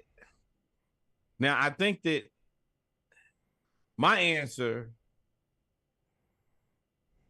to me, the right answer is trade Clint, and you probably got to trade Hunter. Yeah, Hunter. Though all of our role players are, except for role players. Josh ain't no role player. All of our role players are up for grabs. Trey, DeJounte, and Jalen are probably the only ones you hesitate about trading. I don't think that you can trade DeJounte. If you can trade him, of course. Let me say, you could do whatever you want to. But if you trade DeJounte, I feel very confident that will be your death blow. You got this close to decimating yourself this year and trading him out to LA. Let me tell you, the Lakers will still be playing if DeJounte Murray is on that team. And you're going to look stupid. I hope that Landry Fields takes that into consideration. You almost killed yourself last year. You know how you be playing and you almost hurt yourself? Like, I can't do that again. I hope Landry Fields, I hope you take a long time to pause and reconsider and think about that. You almost destroyed yourself. And I'm going to tell you, DeJounte would have had them Lakers ready. And every time you play DeJounte for the rest of your career, he going to beat your ass. Yeah. Trey going to score on you if you trade him. DeJounte Murray is going to try to embarrass you. Like, he's going to try to he going to talk to you. That's going to try to take your soul. I want y'all to be very clear. The best thing about him, and the one thing that we don't have outside of him, is heart. So if you trade away your heart and toughness, he gonna come and try to take your soul, and be prepared for that. It ain't enough. It ain't enough PNR in the world to save you from what DeJounte is going to do to you single handedly. And he's gonna be inspired again, and you're gonna trade him to a good team. Sneaky says, "Let's be real. Trey ain't going nowhere. Y'all just gave him a super fun pick and roll toy too. Yeah, with Alexander Sarr makes this interesting because of Jalen Johnson and Trey. With Jalen Johnson and Trey and Alexander Sarr being a rim protector and super athletic, it does bode well for Trae Young. But God, I would much rather have DeJounte Murray. I don't want to ask DeJounte to play off the ball because even though his 3-point shot had gotten a lot better, he averaged more points than he ever had during the season. In any season, it's hard for him to play off the ball and then try to be the defensive anchor. It's almost not fair. It's the same thing you said about John Collins. Y'all don't want to give me the ball on offense, but want me to take all the fouls and guard the best player on defense and then shortchange me on the money. And DeJounte, and then blame me when shit go left because you ain't gonna blame Trey. DeJounte, for me, if you trade Trey, I feel bad for DeJounte too because he literally left the Spurs to try to win, allegedly. And then you trade Trey to the Spurs and you get all them players that he left to come to the Atlanta Hawks, and you literally have San Antonio East. I feel this is the thing that I believe about playing with DeJounte Murray is if you give him a decent team around him, he's gonna be competitive. I believe that had we moved Trey at the beginning of the season and found a reasonable replacement for him within a player or two, we would have been top 5 in the East. Like, the Pacers are cool, but the reason the Pacers kicked our ass because we don't play defense when Trey's on the floor. They score 160 points because Trey's on the floor. We wouldn't have that would not have happened to us. I'm a firm believer in that. Now, 40. The only thing that's super, super, super intriguing to me is I see Jalen Johnson at the top of the key. Alexander Sarr come up, set the screen. Jalen crashing down. DeJounte, Trey, Hunter. Do you let Jalen just go dunk on everybody every time? Do you let Sarr roll to the basket or pick and pop? Or do you let Jalen Johnson throw to Hunter, Murray, or Trey for an open 3? That sounds cool, but we've had this discussion before, and I've come to the realization that you've been trying to get me to. Trey ain't playing off the damn ball. He ain't playing off the damn ball. It ain't happening, dog. It ain't happening. That's why you got to choose. You got to choose between DeJounte and somebody or Trey and somebody. So the answer is you trade to San Antonio. You get pick 4 and 8. One of those picks is Dalton Connect. You put him into the starting lineup. And no, you probably move Bogey into the starting lineup. And then y'all just shoot that shit. That's the answer. I would rather get some. I like Sarr. I like trading Trey. You need a wing that can get to the rim. I like Jalen Johnson who can do it. He's more of a facilitator. But you need somebody that can just go score. Like DeAndre Hunter was supposed to be that guy that's supposed to just go score. We ain't really asking you to pass the ball. You ain't supposed to do nothing. You've been trained with Melo, so you really don't pass the ball now. And you haven't taken that next step. We need somebody, and that's where you maybe trade. If you're going to do that, you trade to go get a scoring wing, somebody that you could give the ball to, maybe an Anthony Simons, maybe somebody that's like, you just go score. We need you to go score. That's all we need you to do. We'll funnel the defense. We'll put Jalen on the best defensive player. We'll have Sarr. If we could get Anthony Simons, he's the answer. He's the answer. Say that one more time and slowly, please. If you can get him, he's the answer. Congratulations. But we agreed on him. No, we didn't. When I first brought this up, you said no. And you went like this. And if I was wrong, and I have been wrong, we trying to be better in 2024. Anthony Simons is the answer. He's cost effective, but that's a 3-team trade because Trey and Scoot don't make any sense. And you can't trade Scoot because you just drafted him. But Trey and DeJounte and dominating make a ton of sense. They actually probably make the most sense. Maybe get a Jeremy Grant back or something, money wise, to make it work. You got money wise. You got it. Well, whatever. But it's intriguing what the Hawks will have. We're gonna have so many more discussions by the time we get to the NBA draft next year. We'll talk about it more and more and more. But the Hawks have the Next number one year? draft, y'all. You talking about June 26th? The draft is in June. Yeah, NBA draft. Yeah, I guess it is. It's right after the season. June 26th and 27th in Brooklyn. I saw today Atlanta Hawks having a party. I'd assume you'd be going to that. If we're gonna draft number one, I know you're finna be like, I'm about to say, you don't know how many times we're gonna do that again, or you might. Hell, you never know. Shit. Yeah, I mean, but yeah, I think that safely Sarr is the pick minus. There is that other French kid who's a wing who's like 6'8". Yeah. Yeah. But right now, if you have a 7-footer, we need a 7-footer. It just makes the most sense. It allows you to keep Okongwu too. Getting rid of Clint, getting Sarr, and you keep Okongwu. You could, and realistically, you could probably start Okongwu. No. I think that Okongwu. The reason I don't think that you can start Okongwu is, are you gonna put Sarr on the bench? Yeah. If you don't get rid of Clint, then if you don't get rid of Clint, or if you keep either way, you have Okongwu or Clint who are better equipped to start right now. Yeah, but we got that ain't gonna fly this time.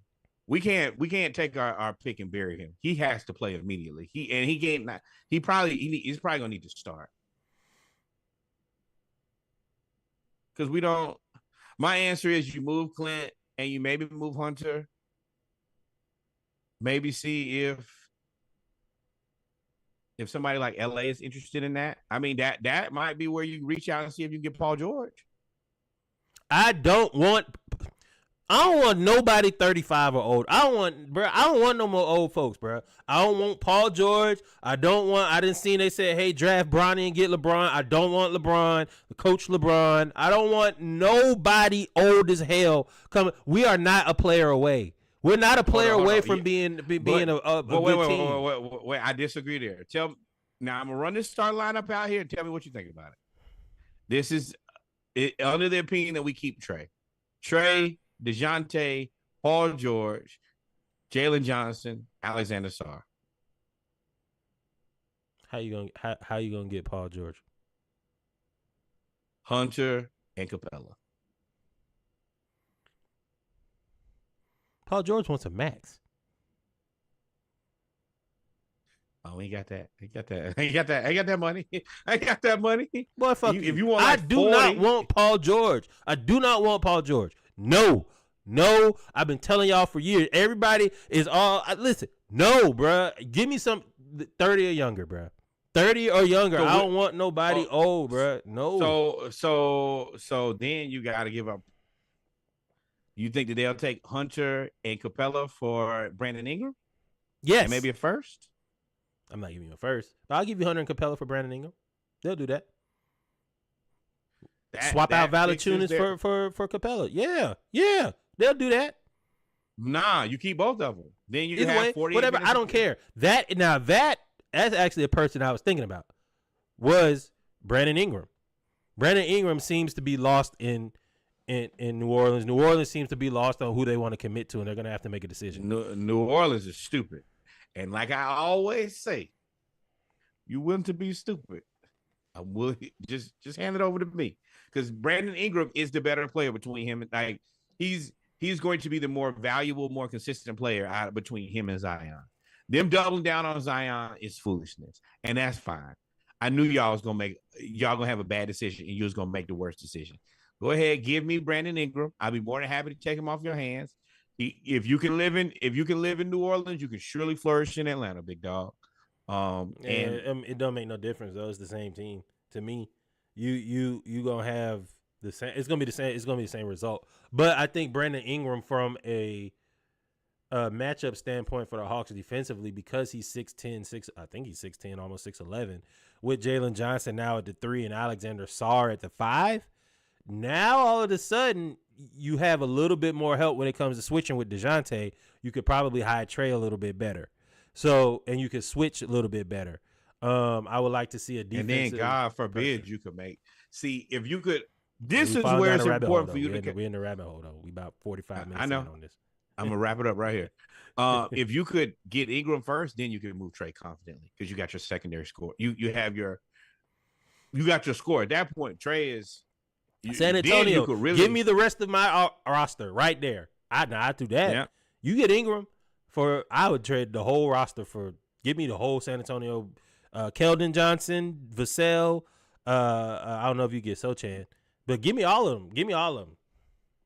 No, you're only gonna get one player. I want the first. Give me the first round picks instead. You have Trey and send me Keldon Johnson, and I will give you Trey, and I want 4 and 8 though. I don't want. Why do you want 3 picks here? Keeps us under the salary cap. Yeah, I guess. I get it. I alluded to this earlier. They trying to make everybody saying they need to make LeBron the coach. They're echoing Norwood's sentiment.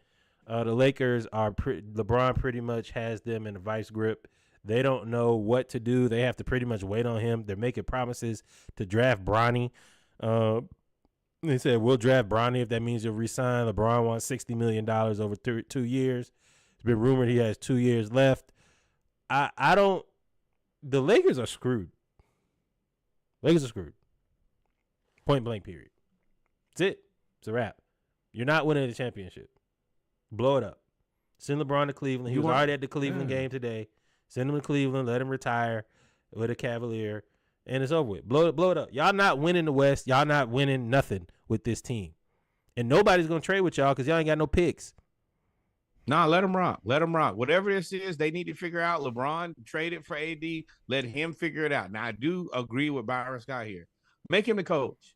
LeBron has earned, if there's anybody who I feel has earned this right to coach a team and be a player coach, it's LeBron. Go ahead and draft Bronny. That's what he wants. At the end of the day, you're probably not competing for a championship. The one thing that you can't compete for is clicks. You can have The Last Dance. You can have all of this and make a ton of money in merchandise and everywhere else. If you're not going to win a championship, the best thing you can do is make the Clippers. Then you're the Clippers. You're nothing but the Clippers. You're the basketball version of the Bengals. You're a team that worries about making money versus winning, and that's never been the Lakers' way. The Lakers have always used a winning to drive up the price and make money, which LeBron exploited that. Whether y'all like to hear it or not, he exploited that to the point where he got that bubble championship. And LeBron, after age 32, this is what you get. It's just that normally you get rid of him or he goes somewhere else. Well, now he's staying there, allegedly. I shoot a lot of these teams bail because the rules for the NBA has changed. Adam Silver did that. And when Adam Silver did that, everybody was under the impression that they could just pay for a championship, kind of like the Warriors did. Well, I'll just keep adding players and paying the toll for what it cost. And so Adam Silver said, well, I'm not letting you do that anymore. And these teams have been built under that methodology, and then you got to come back and fix it. Like the Suns. They were built under the old regime. Just buy players. Now I got to get rid of players and then reallocate to a bench? Well, no, that's not how my team was built.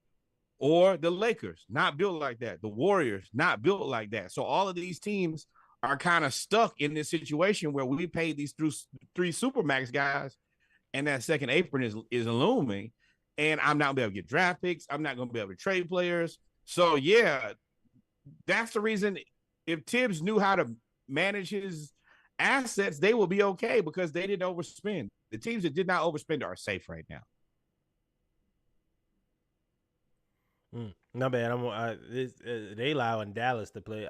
I see how people say it's an agenda. Dallas out here playing football against OKC. Speaking of OKC versus Dallas, series is tied. It's 2-1 Dallas, and Dallas is threatening to go up 3-1 on OKC. OKC looks like the younger team. They look like the team that needs to lift that's some a weights. Derek Lively smack that you just saw that I just saw where you're talking about they play football. Yeah. It looks like OKC, they're the youngest number 1 seed.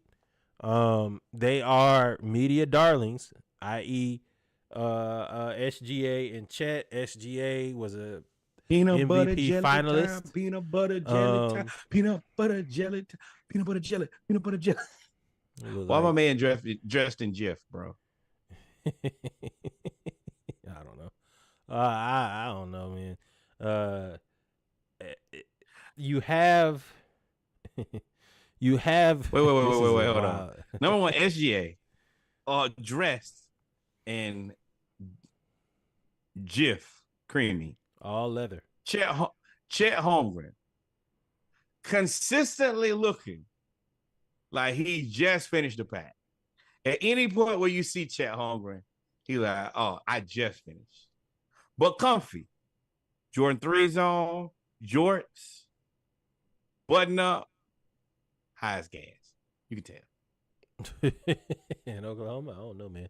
But so you have him out there. Have you not seen the photos of him with it baked at all times? So they do look funny. I didn't realize they in Oklahoma or Dallas. Either way, it's springtime in the Southwest, and you in all leather. But bro, you're getting out of a car. You're getting out of a luxury vehicle and walking into the arena to take these clothes off, put a jersey and shorts on. No matter what fit on. I put a fur coat on for the 100 yards I'm finna walk.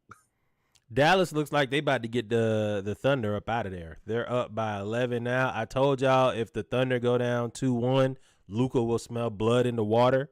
And Kyrie's playing basketball like a responsible human, and Luka's making all the tough shots, and everybody else knows their role. It's looking tough for and somewhere Kevin Durant Thunder is trying to choke himself. Told y'all Kevin Durant might force that trade, or I mean, they're not gonna do it. To the Miami. Kevin Durant to the Miami. They don't have nothing to give him. Tyler Hero? They're not. You would do Bradley Beal, Devin. If I'm Devin Booker, y'all trade Kevin Durant to the Heat. You trade me to New York. I'm out. I'm not staying there with Bradley Beal and Tyler Hero. Y'all out y'all damn mind. Hell no, absolutely not. And the Heat don't have no good picks. No. I mean, I'm gonna ask you a question. If why are you Devin Booker? Why are you sticking around any much longer? If y'all don't get rid of Bradley Beal and find me a whole basketball team, then I'm out of here anyway. If you don't reallocate them $150 million to somebody else, ooh, he gotta go.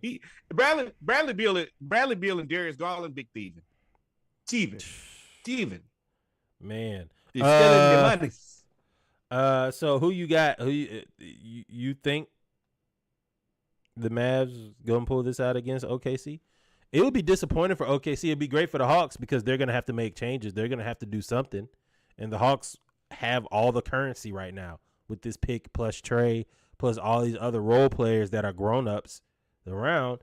I could see them bargaining something. You never know what can happen. So, ironically, you kind of want the Mavs to beat the Thunder and round that out to the Hawks so you can make the Thunder trade with somebody because they're going to make a trade. They get put out in the second round, 4-1. Josh getting on. Oh, you can't come to Atlanta, Josh. You need to go to Utah. That's where that stuff is cool.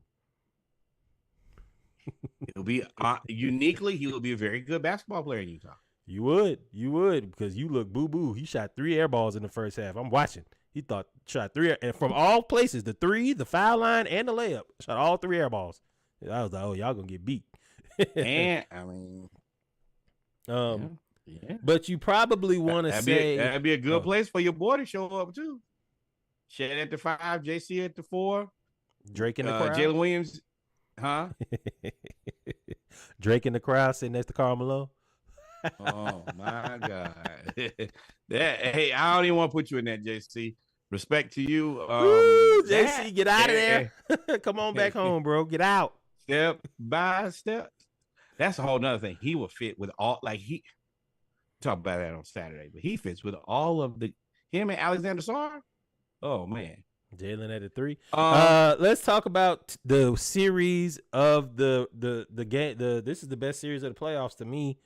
Timberwolves versus the Nuggets. And when we say Timberwolves versus Nuggets, this is what we mean.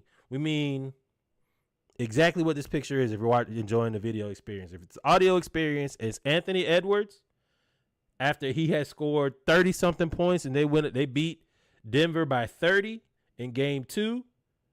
And he's flexing on the crowd, and in the crowd, there is nobody that looks like him looking back. Like, nobody. Funny story. There is that one man up a little bit to the left, maybe, but he's beige and ambiguous. But if you look down right where Anthony Edwards' shoulder is, you see a man in a blue sweater. Tell me that's not Pat Sajak. That don't. Every time I see this picture, I'm like, yeah, that's Pat Sajak from Wheel of Fortune. I don't think it is. But you can't tell me otherwise. He looked like he's about 3 generations removed from a big house. That's what he looked like. But y'all, once again, like, follow, subscribe. Reggie's gonna do his best to ruin this podcast before we really get to where we want to and can retire. But that's fine. That's all right. Say what you want to. I don't care. I told you this year's different. We're gonna do what the fuck we want to and say what we want to. So yeah, but I will say nobody wants to talk about it. You're tired of comparing him to Jordan. You're tired of comparing his talent to Jordan. Everybody's tired of comparing. He doesn't really want to hear it, or he's saying he doesn't want to hear it, which is fine. If you look at the parallels of these two players, Jordan, when they made the playoffs with Jordan, it was him and everybody else versus the Celtics, or him and everybody else versus the Pistons. And what does this look like to me? Let's Can you read me I know you got that box score pulled up. Can you tell me what he shot last night? Tell me what he shot last night. Anthony Edwards was 16 of 25, 44 points, 5 rebounds, 5 assists. Let's do all stats. 2 steals, 1 block, only 3 turnovers. He was a +5 in the game. And he was really just a +5 because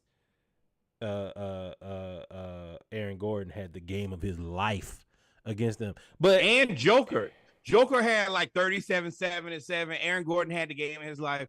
Anthony Edwards missed 11 shots, and through the majority of the game, he missed 8 shots. He missed 9 shots. And what's so sad about this, and I'm gonna go here before we go, is you had the defensive player of the year and Rudy Gobert, the social justice champion. The Timberwolves are set up as the next darling of the NBA. They got a young team. You still have old vets in terms of Mike Conley, teammate of the year, 6th man of the year, Naz Reid. Let me tell you something. And then you have Karl Anthony Towns, who's supposed to be the biggest mismatch in basketball right now because he's a 4. He's supposed to be Tim Duncan. Let's call it a buck. This is supposed to be David Robinson and Tim Duncan. He's 7'1" playing the 4. He's supposed to be unstoppable. Karl Anthony Towns was 5 of 18 in this game for 13 points, 12 rebounds, and he was 1 of 4. And I appreciate Anthony Edwards because his game before he said it was my fault. I didn't come out with the right intensity. I'll fix it. He immediately came out the very next game with the right intensity. He missed 9 shots for the entire game. He never stopped moving. He never stopped scoring. If you can, like, watch a game and just watch a person, like, consistently and persistently score effectively. Like, 44 points on 25 shots is nuts. And if you don't think it's nuts, watch the Hawks game and watch Tracy.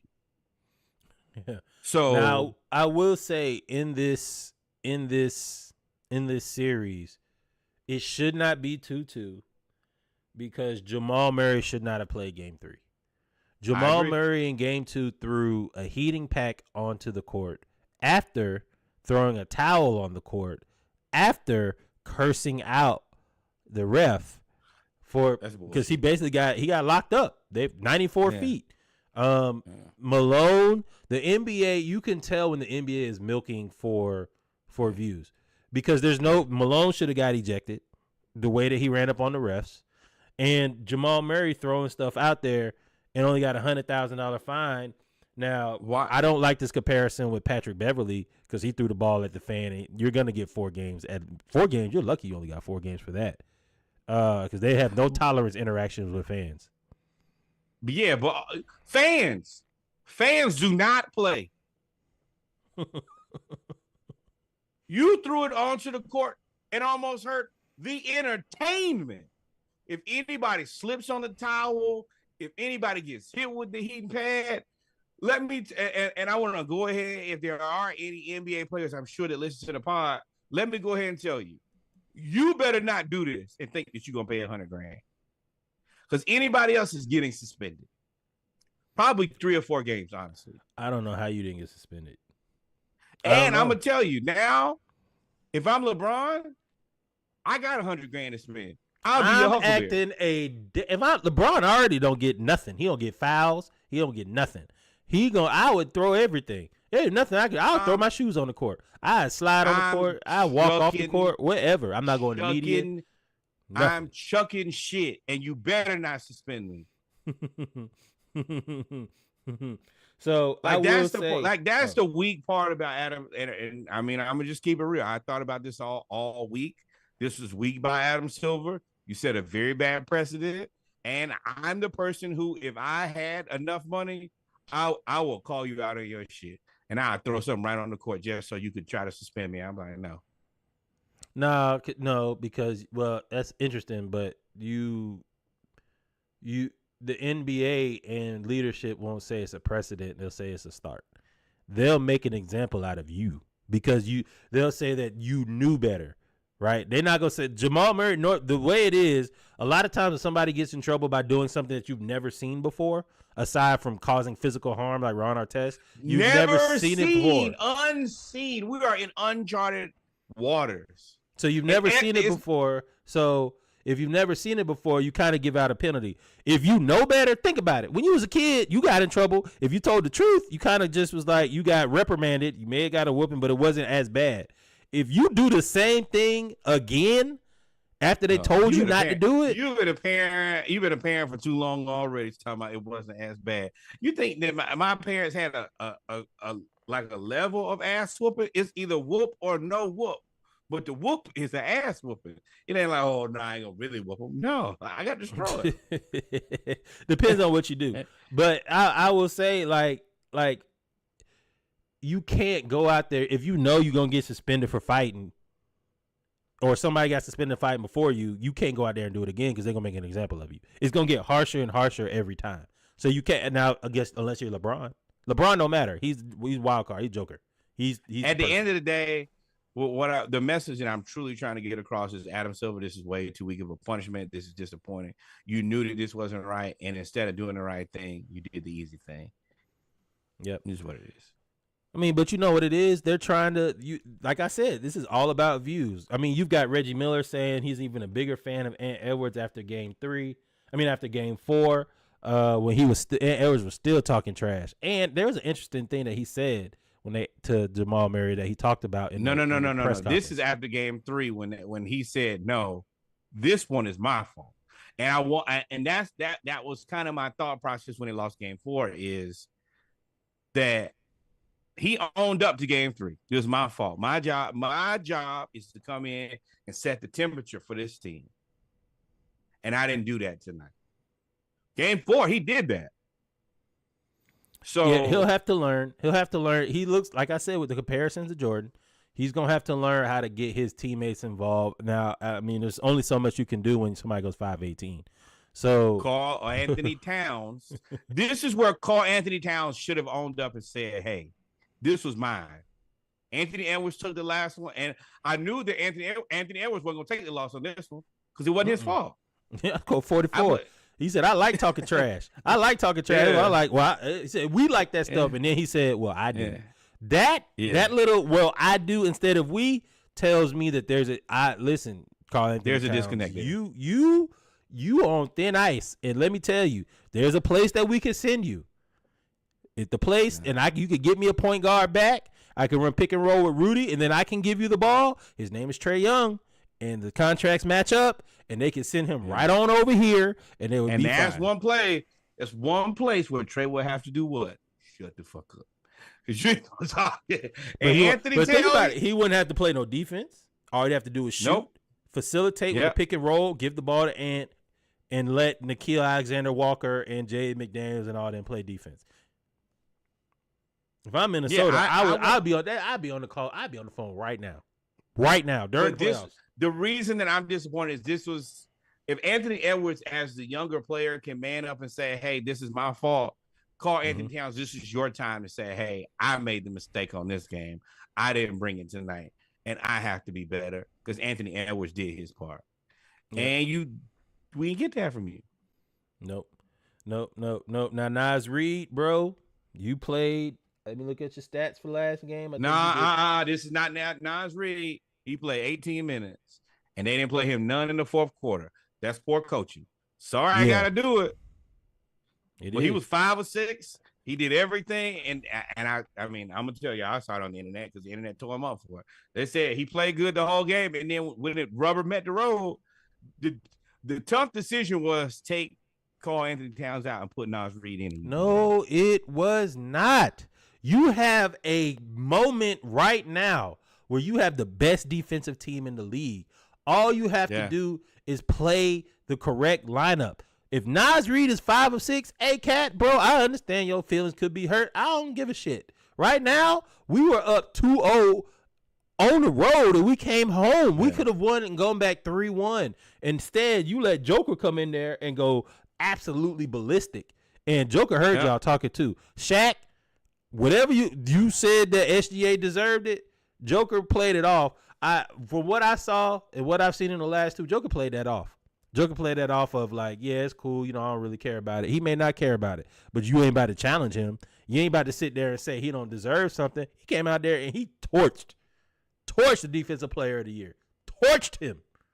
35, 7, and 7, and was just absolutely cooking the Timberwolves. I don't know if the Timberwolves can come back. These are 2 young teams in OKC and Minnesota that I think their youth of their best players are showing on OKC, and I think lacking a heart, courage, the cowardly lion of Karl Anthony Towns.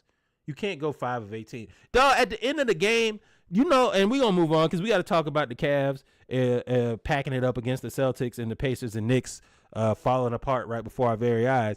But there's no way. I don't know if it's coaching. I don't know if it's heart. I don't know if it's fear. Ain't no way that Anthony Edwards is supposed to be guarding Joker in the fourth quarter when you have the defensive player of the year. There's no way. How do you allow that? That part kind of is what it is, man. Like, I understand everybody want to go to defensive player of the year, but Joker is a monster. Y'all saw what he just did to Anthony Davis, and a lot of people think that Anthony Davis should have been defensive player of the year. He had Anthony Davis in a damn blender, and I saw it. I'm talking about, and I'm not talking about no cheap Target blender. I'm not talking about no cheap Walmart blender, not a Hampton Bay. I'm talking about a Ninja blender. And it was just nothing Anthony Davis could do but watch. And that don't discount him playing his ass off all season. But look at look at me flopping. There's nothing you can do when he really get into that. I'll never say he's as good as Shaq because I don't think he will be. But his ability to counter and counter again If you look at him and look at Hakeem, offensively, he's very close. Yeah, he's just that footwork. Defensively, he's not what he is. But he also realizes his mass. He's 265, 270. Like, he's not that much smaller than Joel Embiid.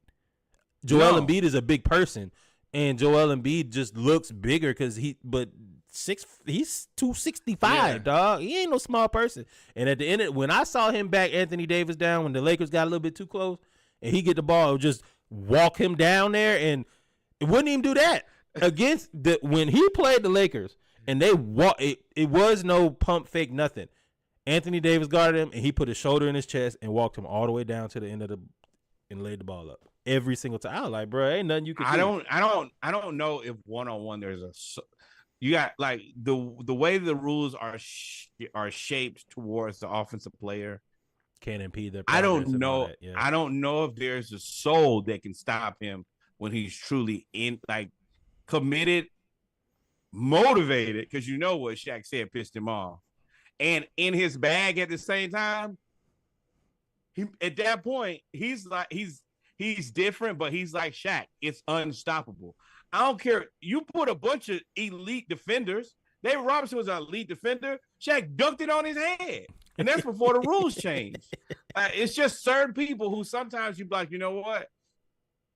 What do I always say, Reggie? Call God. That's the only thing you can do. Yeah, so we're going to see, man. It looks like right now, unless the game turns around, we're in the third quarter. OKC is down 12 to Dallas. It's the rules, you bring it up. The rules are so frustrating. It's frustrating to watch Luka at times because he could be and is so dominant, but boy, he be flopping, boy. Like he's very, and it's calculated flopping.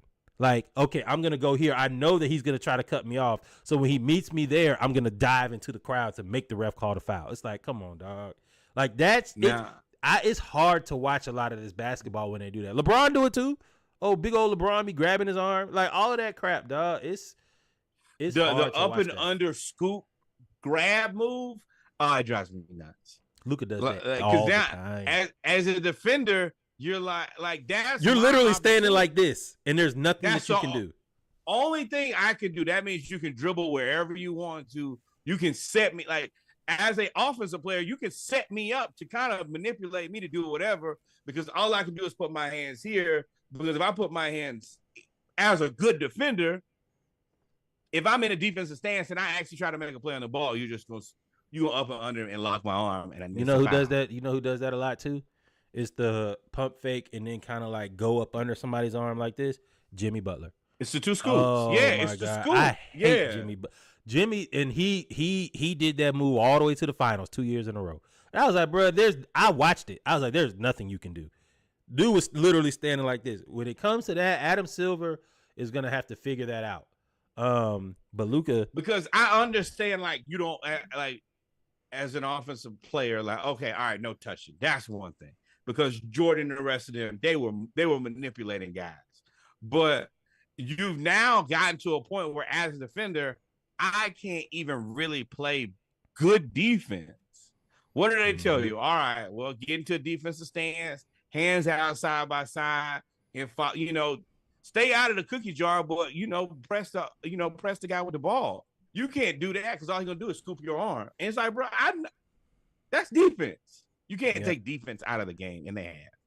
Yeah. Unless you're Darius Garland. Hey, you might need to do some of them flopping moves. Darius Garland, and he's on a 5-year, $193 million contract, and he's averaged 14 and 5, and he's a negative 59 on 45% shooting against the Celtics. Now I will say it is in the playoffs. Now I will say he is playing against the Celtics, and he is the smallest guard out there. But it's even more damning when Donovan Mitchell is performing the way that he is. He scored all the points for the Cavs in Game 3 in the fourth quarter, all of them, and they lost. Game 2. Like Game 3 they played, and when you're doing that, Evan Mobley is actually showing up. Don't make deals with Danny Ainge, because you want to know who the guy who you should have kept? Colin Sexton. You know how much Colin Sexton getting paid? $17 million a year. Yeah. If you got this production out of $17 million a year, it's perfectly fine because you can pay some other players. But Garland and what he's getting paid, and Donovan Mitchell what he's getting paid. Yeah, he had 30 tonight though. On 27 shots. Win? Oh, they lost by 7. They had no Donovan Mitchell. Now he did have 27 shots. Now there was also this game. Donovan Mitchell did not play Game 4. It was a spirited effort, but I mean Boston's too good. Drew Holiday has woken. He is awake. He has awoken. Man, allegedly. It's now, still I will 4.5 say, players. This they're a sham too. The Celtics are a sham. There was some conversations that we had a couple years ago, about 18 months ago, where you were comparing Darius Garland to Trey.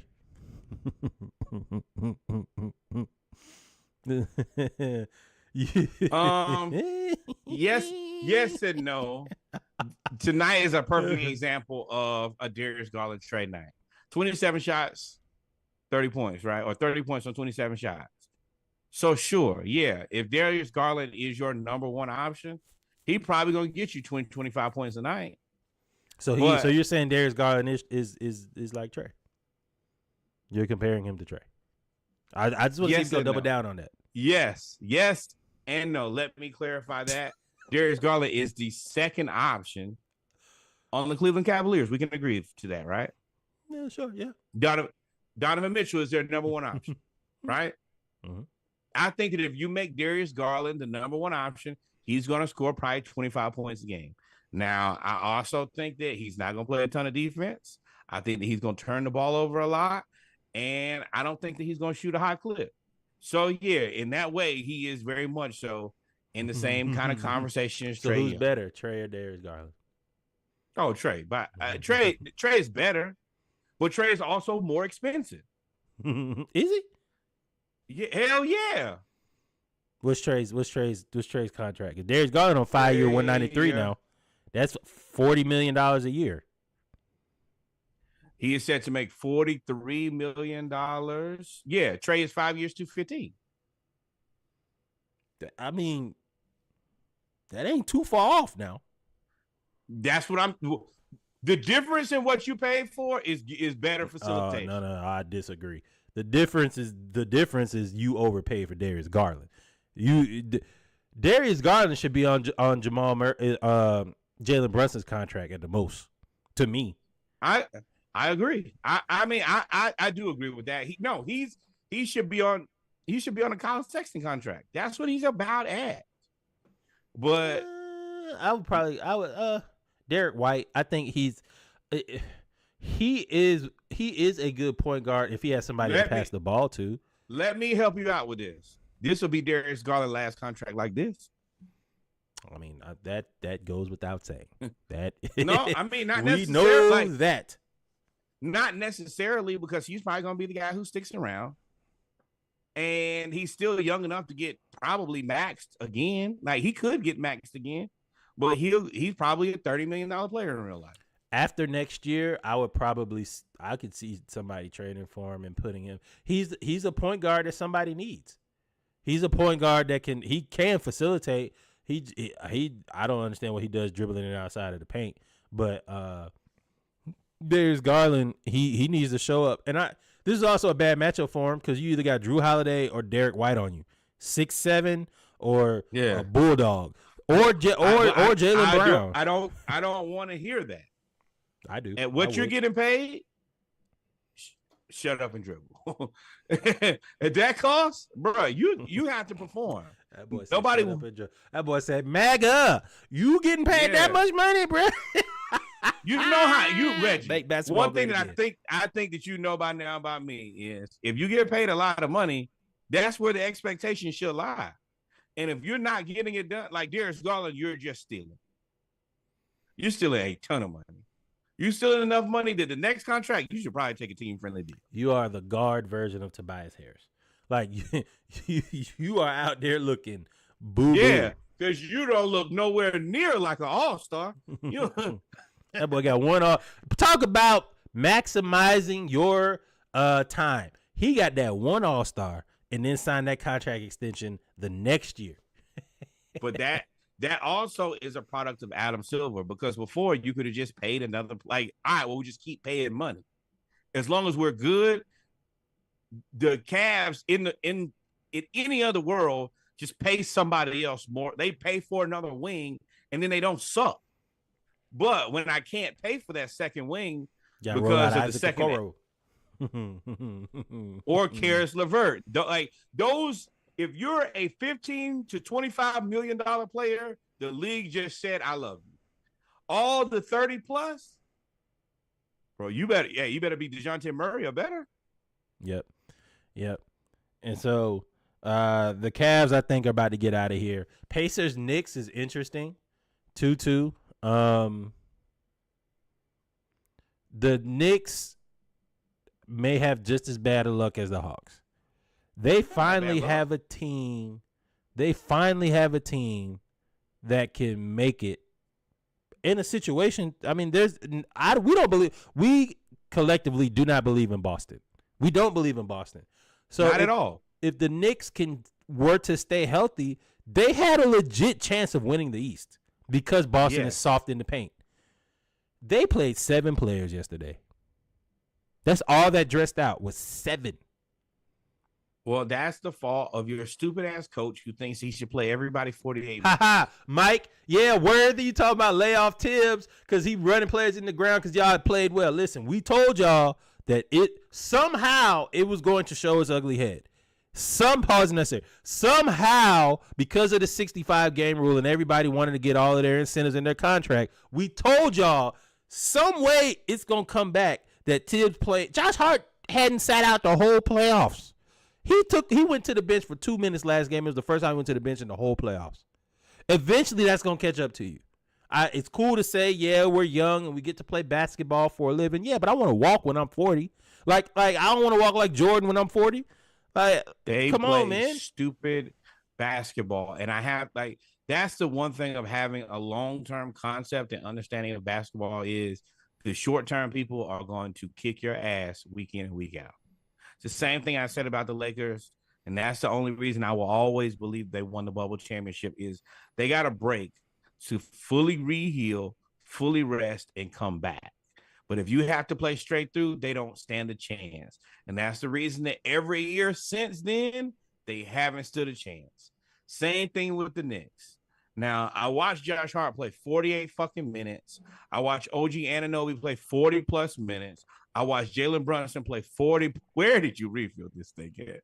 When did it refill? Yo, my man Reggie pulled a refill in the bottom of the ninth. But My sister got 3. She bought me 3 of them. Because it's really perturbed me. Is OG Anunoby, who you're right. You're like, oh, well, he was hurt earlier in the season. It's an elbow injury. Hamstring. What does he come back off? in? Exactly. Mitchell Robinson, ankle injury. Bogdanovich, lower extremity soft tissue injury. Jaylen Brown, bad foot. And I don't understand why people don't understand moderation, bro. If I sit over here and I drink a liter of Crown, I'm going to be hurt tomorrow. If you play 48 minutes, you're going to be hurt tomorrow. And if you play 48 minutes every game, then no, I don't think you're a good coach. I think that you've identified the 6 or 7 players that you think are good. If you're telling me that Shake Milton can't play for a couple minutes, if Alex Burks can't play for a couple minutes, and spell Hart, DiVincenzo, and Brunson, then I don't think you're coaching very well. I think that you're leaning on the fact that the GM put together a hell of a team. He put together a deeper team because he knew that you would blow it, and you still found a way to blow it. If I was the GM, I would probably ask for Tibbs to be fired, and I would probably want to slap Tibbs in a bar conversation after the series is over. Because you're going to lose to a Pacers team that's just going to win by a war of attrition. They play stupider basketball than y'all. They don't even attempt to play defense. They don't. And they're hurt. They're hurt too. I mean, this has lived up in a different way of a Knicks Pacers series. It's very physical. It's fast. There is defense being played. The Pacers, as much as we say they don't play defense, it does, even though it's very marginal improvement, they have improved on defense. But all the Knicks had to do was play the guys who they're now forced to play them a couple days ago. Has you been getting Precious Achiuwa 12 minutes? I honestly think that Precious Achiuwa could probably play 20 minutes, but should have been playing 20 minutes between the 4 and the 5 when you knew that Mitchell Robinson wasn't 100%. You were leaning on Isaiah Hartenstein, who is in pretty good shape and hasn't played the most minutes all season. So instead of like saving Mitchell Robinson for the next series when you have to play against a Celtics team who don't have a center and you really needed him, and you could have probably cheated with Precious Achiuwa and Isaiah Hartenstein this series, you blew it. So now OG probably done for the series. Mitchell done for the series. Bogdanovich done. Mitchell Robinson done. Now you playing Alex Burks, who probably don't have no rhythm. The greenest of light, though. Alex Burks will take all the shots with cold as he'll come off the bench shooting. Be like, bro, you ain't even warm up. You ain't take off your warm ups. Cold as a fucking frozen fish stick. But willing to shoot it. Yeah, like, bro, this, but I continue to have this conversation with other Knicks fans, and it's like, it's your coach. Yeah. He doesn't understand the basics of a rotation. He won't play 6-man basketball. Like, what are you coaching these other 7 guys for then? Leave them at home. Yeah. And the thing is, we were praising him because he was playing. Now, I mean, it is war of attrition, but he was playing like 9-10 deep during the season. And then as it got closer to the end of the season, he kept shortening up the rotation. And you did have injuries. Julius Randle being hurt, I do think was a huge blow to his strategy, because that would have gave him at least to get to 9 to 10 players. Sure, but you got Precious Achiuwa and Bogdanovich and OG back in the trade deadline. So you're right, it sucks, but your GM, he basically gave you an insurance policy, and you still messed it up. Yeah. They said Tibbs coached like he played. They said Tibbs coached like he played NBA Live with the stamina off. That's what I said. I said he played 2K, the stamina off. Because, okay, like, you got to think, OG got hurt. OG has been sitting for the last 3, like, basically like a month with the elbow injury. So why would you come in and think you're going to play this man 40 minutes a night? Mm-hmm. I work a regular job. I work for an insurance company. But one thing that I do have is some common sense. And I will shout out to the Knicks for every year proving me to be right around this time. Shout out to you guys. Without you, none of this will be possible. Everybody else, remember, like, follow, subscribe. This is the realest podcast in the world, because we tell the truth and we can see the most obvious of things. Before we go, shout out to Ice Cube's Big 3 Basketball League. It sells its first team. He sold He sold the rights to the Los Angeles-based team for $10 million to an investor group led by DCB Sports. This marks a huge occasion for him because, as you know, he has been on the campaign saying that the NBA is stifling his league. They are not only do they not want to invest, they are effectively censoring him from getting any type of publicity associated with basketball. And I think, as we've said on this podcast, they're dropping the ball here because it allows you to bring in the veterans. And if you can bring in the veterans and play Big 3 basketball, you can incorporate that into the All-Star game. It allows you to bring a new aspect and still make money, and allows them to make money. So shout out to Ice Cube for making it through that. And once again, I'm gonna give y'all another little tidbit of information. Y'all know I like to always find the story kind of behind the story. This is an LA-based team. Mm-hmm. This is a new business model for the Big 3. Big 3 have always been more of a touring thing where we go to a city, everybody plays for 2 or 3 days in that city. Point. That's a good so point. Now this is a Los Angeles-based team, which means that he's probably going to I would assume, formalize this league and try to sell different teams to different cities, which is going to be interesting to watch and kind of see how it happens. And, it's just going to be different than what you're used to. And I want to see how it plays out. But from the sounds of it, it sounds like he went into this, he made some money to kind of get everything stable, and now he's willing to sell off pieces and invest into a larger, really like a national league now. Like, instead of going from city to city and we all play all these games, then now, hey, that team is an LA team. That team is going to be in Los Angeles. So that means that teams are going to travel out there and play, and I'm excited to see what that looks like. Yeah, I didn't think about that from the business model standpoint. You're now allowing yourself to be stable. By allowing yourself to be stable, you can also tap into markets. He's almost following the UFL plan now of, like, we're going to tap into the markets that don't, the mid-major markets. You can't take them all. But you can only have so many OKCs. It's good and bad. It's good because now you get your own facilities. You have your own fan base. So instead of people being like, oh, I'm going to watch the big three, oh, I'm going to watch my big three team.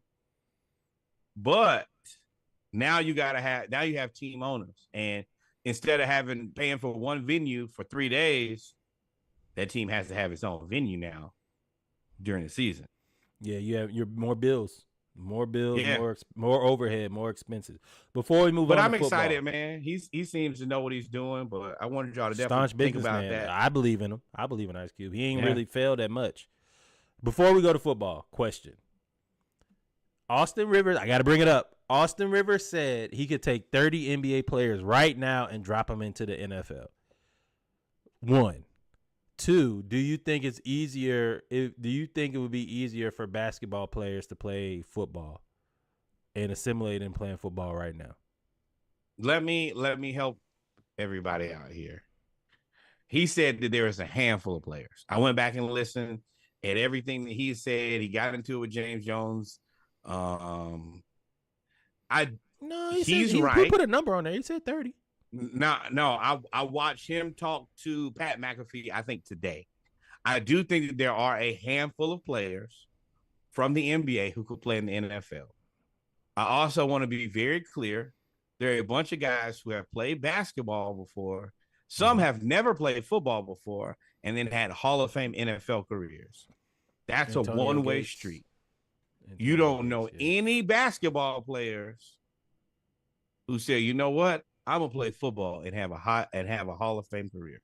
The best guy is Charlie Ward. And he didn't play any professional football. He only played professional basketball.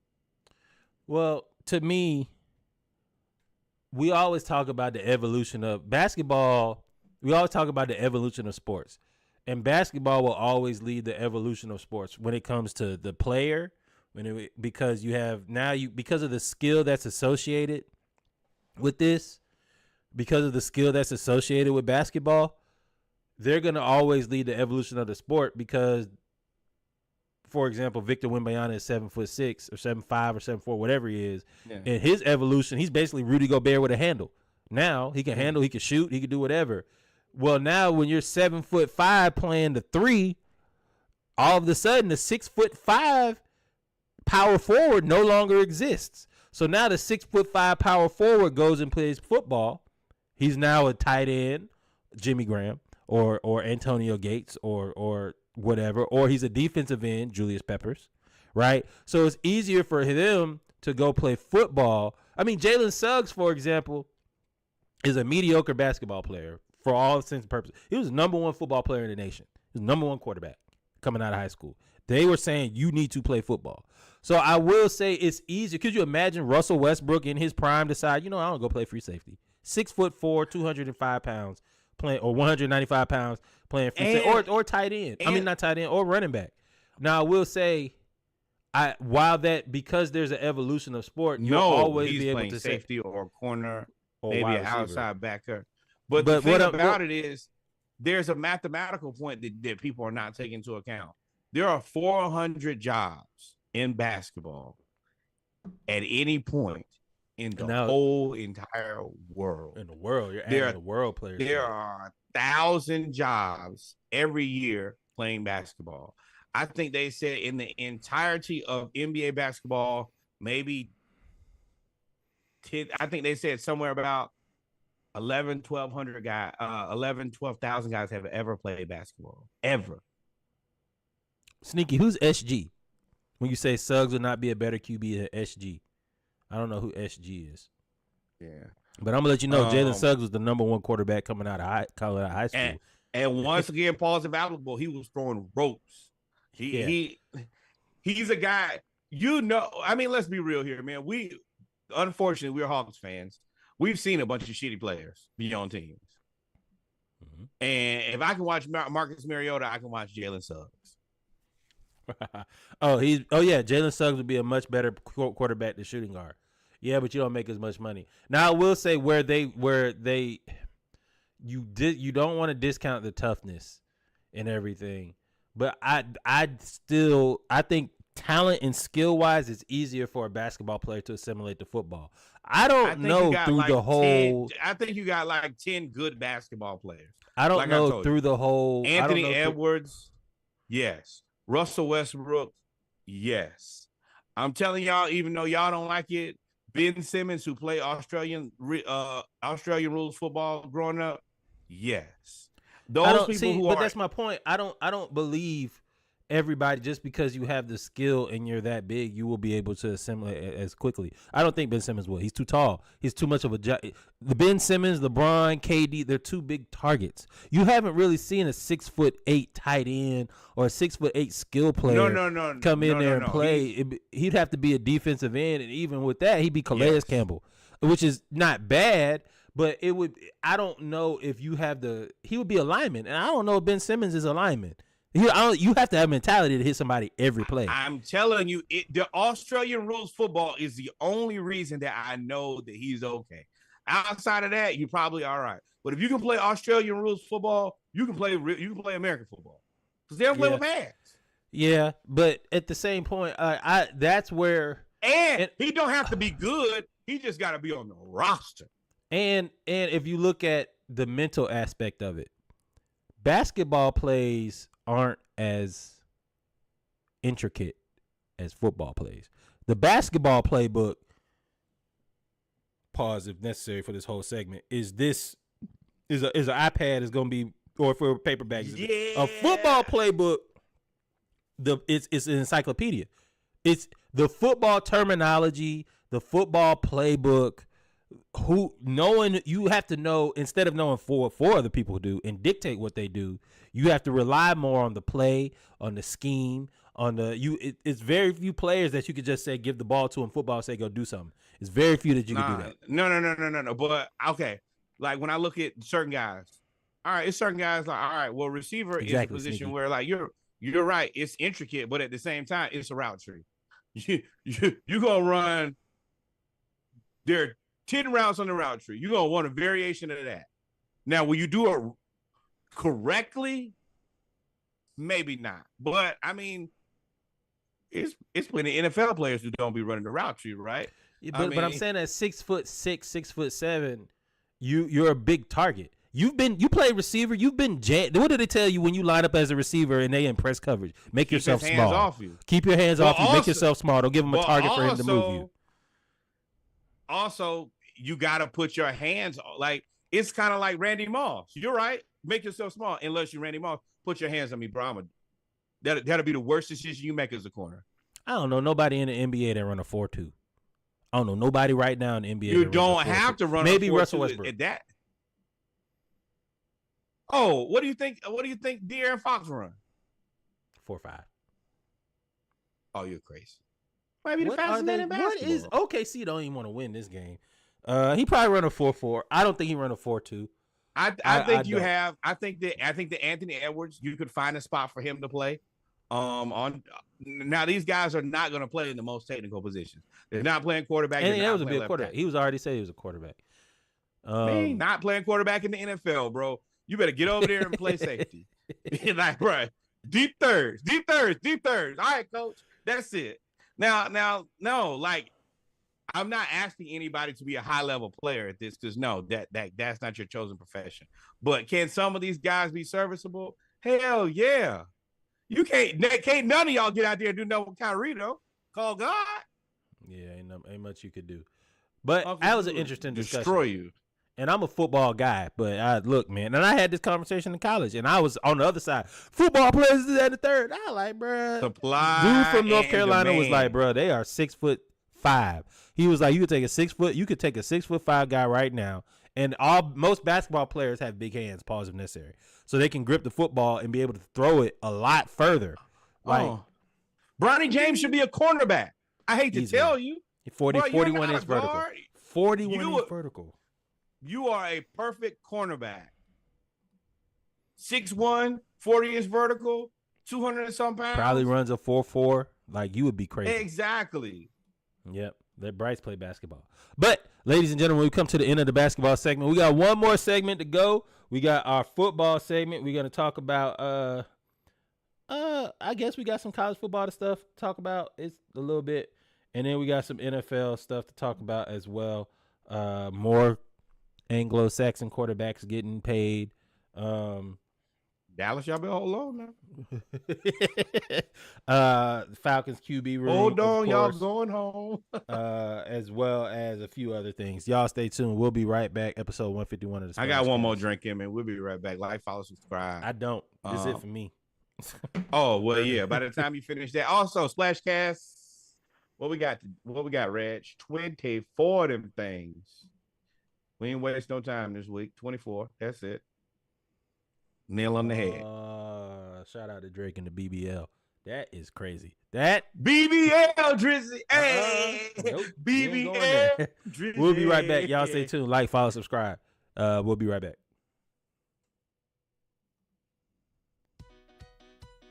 Y aquí sí saben el bochinche, como dice Anthony Santos. El Drake, BBL, el Drake, BBL y otra vez. El Drake, BBL, el Drake, BBL y otra vez.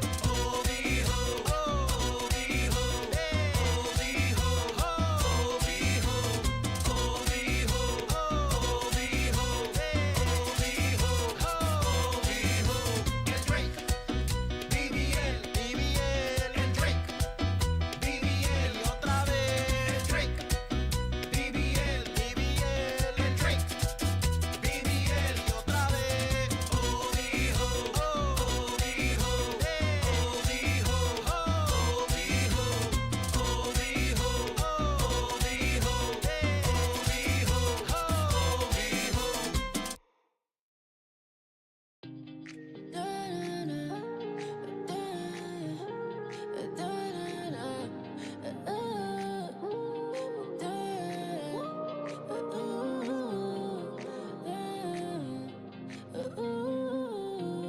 Dance the night away, but we can catch the sun. No shade. Can we get lost in the stars in this rave?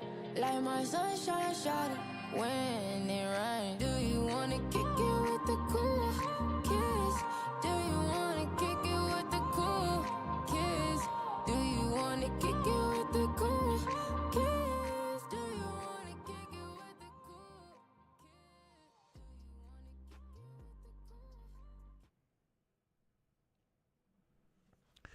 And we're back, ladies and gentlemen, with our final segment of episode 151 of the Splashcast Monday Night Raw.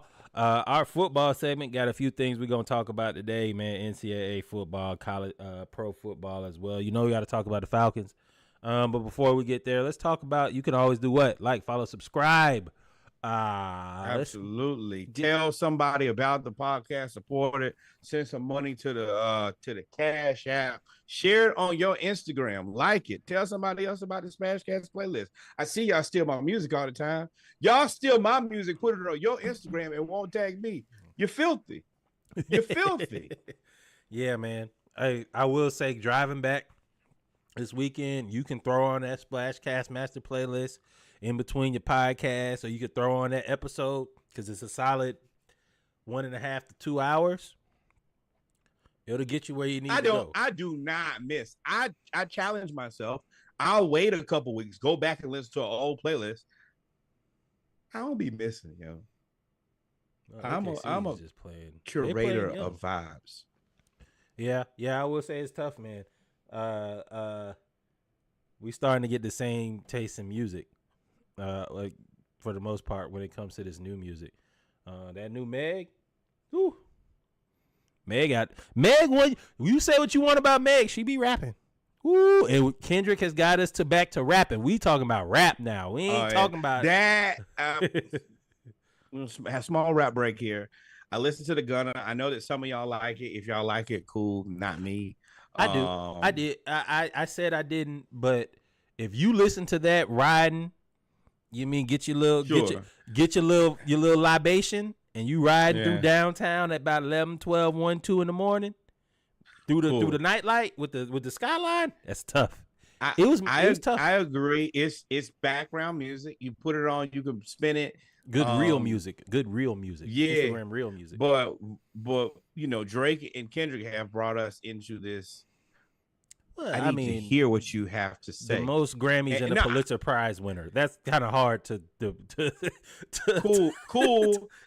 But timing is everything. And at this point, I need to hear you be able to say something. And Gunna, outside of the singles that we got months and months and months ago, you're not saying enough to impress me. But the beats, his production, excuse me, Gunna's production is fire. Had you released this a month ago, maybe 2 months ago, you're gonna be received differently from me. Somebody knew something in the industry, which is why I said this whole TDE OVO thing. This was a seizure of the throne from Young Money for TDE for me. Somebody knew, because if you look at this whole Drake Kendrick beef, really wasn't a lot of music dropping. It was, but while they was going at it for about 3 weeks. You don't get into things when you see people fight. Back up. Let me back up. Let me get out of the way. Now, I'm gonna share y'all. I'm gonna share this with y'all because I really care about y'all. And I think the Family Matters is my favorite. I mean, it's probably the most outside of the news in terms of just a song production wise and the thought put into it.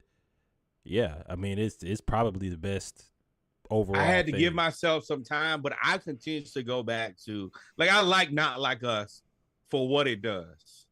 It's gonna turn you up. It's gonna turn it up, and every time you hear it, and it's gonna turn you up.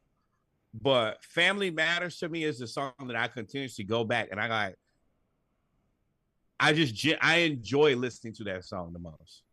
It does something for me when, now I don't know what's true, what's not, what's been debunked or what's not, but from what I've read, it does kind of lose its steam for me when it's starting to really be proved that Drake was lying. Now we don't know. I don't think we'll ever know the whole I think truth. everybody is lying now. Well, see, again, it really depends on what side you are, where you get your news from, right? But when I saw DJ Academics kind of fall back and kind of admit that, who was supposed to be the spokesperson for Drake, allegedly admit that he made the rumor up about Whitney and that really was his Ozempic and all of that other stuff, now your songs have a little bit less sting to them. And now, to me, Meet the Grams for me, it wasn't the best song in terms of production and everything, but impact, in terms of battle, that was the best. I like chess. Give you that. That was the best chess move I've seen in a rap beef. Like, I got this banger that's probably could hang with Family Matters, and Family Matters by itself, if it resonated for 2 days, may outdo Not Like Us. But I'm gonna take the steam out of it with Meet the Grams. Yeah. And I'm gonna prove that you're a liar. So now everything looks like a liar, and everything looks to me, whether or not looks kind of true. Is, bruh, all right, now once again, I'm in my mid to late 30s. You're a married man. Kendrick, how long you been engaged? Oh no, I don't get you can't. I know a lot of people. You've been engaged a decade, and okay. I speak for myself, and you speak as a married man. If you think you're gonna keep a black woman around for a decade and just be engaged, how do you think that relationship going? It depends. You think it's peaceful over there? How can I not reveal things without saying things? Not about me. I grew up with family members that was, uncle and aunt. Really wasn't your uncle and aunt now. Yeah, they was really boyfriend girlfriend for 20 years. Time. 5 kids. I mean, look, Kevin Pratt. But no shot. We live in a different era now. You know how women like now. Yeah, and we will have a discussion about this in the group chat here in a little bit. You know, this going right to the chat. But got a little subreddit going. We out there. I like it. Yeah, you know that now. I am not gonna spill no beans. But yeah, if women of my age right now, if they've been engaged, 2 years is a long time. 7 to 10 years is a lifetime.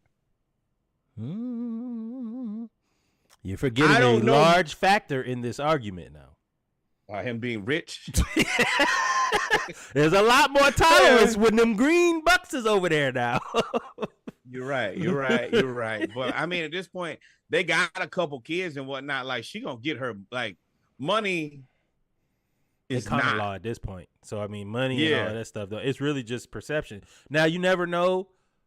Culturally, there's a cultural aspect of that. We talking about us now. There's the other side of her that sometimes it's the same thing. So you don't know culturally what's going on. I mean, it's so much, but with this whole rap beef, it seems like what Drake has said is starting to be. Let me tell you, I can't be Kendrick engaged to no woman for 10 years peacefully. I can tell you right now. I'm telling you, say that, but you get $44 million and she cool with it. Like at that point, you say that. I'll say that. You say that now. We don't have the money. You're right. I ain't never had $44 million. I'm probably negotiating from a different place for $44 million. You're right. You know what? Let's stay out of grown folks' business. Thank you for the rap game. Gunna, I just wish you rapped more or better, or you made better hits. After listening to they cheating for Dallas. Future and Metro give me 2 albums and listening to Kendrick and Drake. Oh well, yeah. I mean, come on, man. Look who you comparing, Gunna. Yeah. Well, it ain't been that. It ain't been that many other people to put out music, which is the other problem. Like, you don't have a lot of other people to really. Whole lot of singles. Yeah. Ain't no EPs. No nothing. You hopped out with this 20-song album. Yeah. The only thing I can give you is Not Like Us, and We Don't Like You, and you. For me at this point. And I would say I watched some other rap blogs today. They gave it like a 6 out of 10. I ain't wrong, but I let people vibe. For what? Not Like Us? No. They gave that Gunna a 6 out of 10. Oh yeah, well yeah. Like I said, the Gunna, when you have an album that you have to listen to it in a specific place at a specific time only, you're only gonna get 6 out of 10. Not Like Us, you can play at 3 a.m, you play at 3 p.m, you play at 2 p.m. You do whatever you want. And still Not Like Us is a whole different vibe, but. it's kind of crazy. So, but let's get back to football, man. That was our hip hop break. I'm Kendrick biased, so I'm happy that he won the beef. Pause. I'm music biased. No, you're Drake biased. So I'm not. Yeah, I cannot be Drake it's biased. Okay. Yes, you can. That sounds like Drake saying I cannot be a pedophile because I'm rich.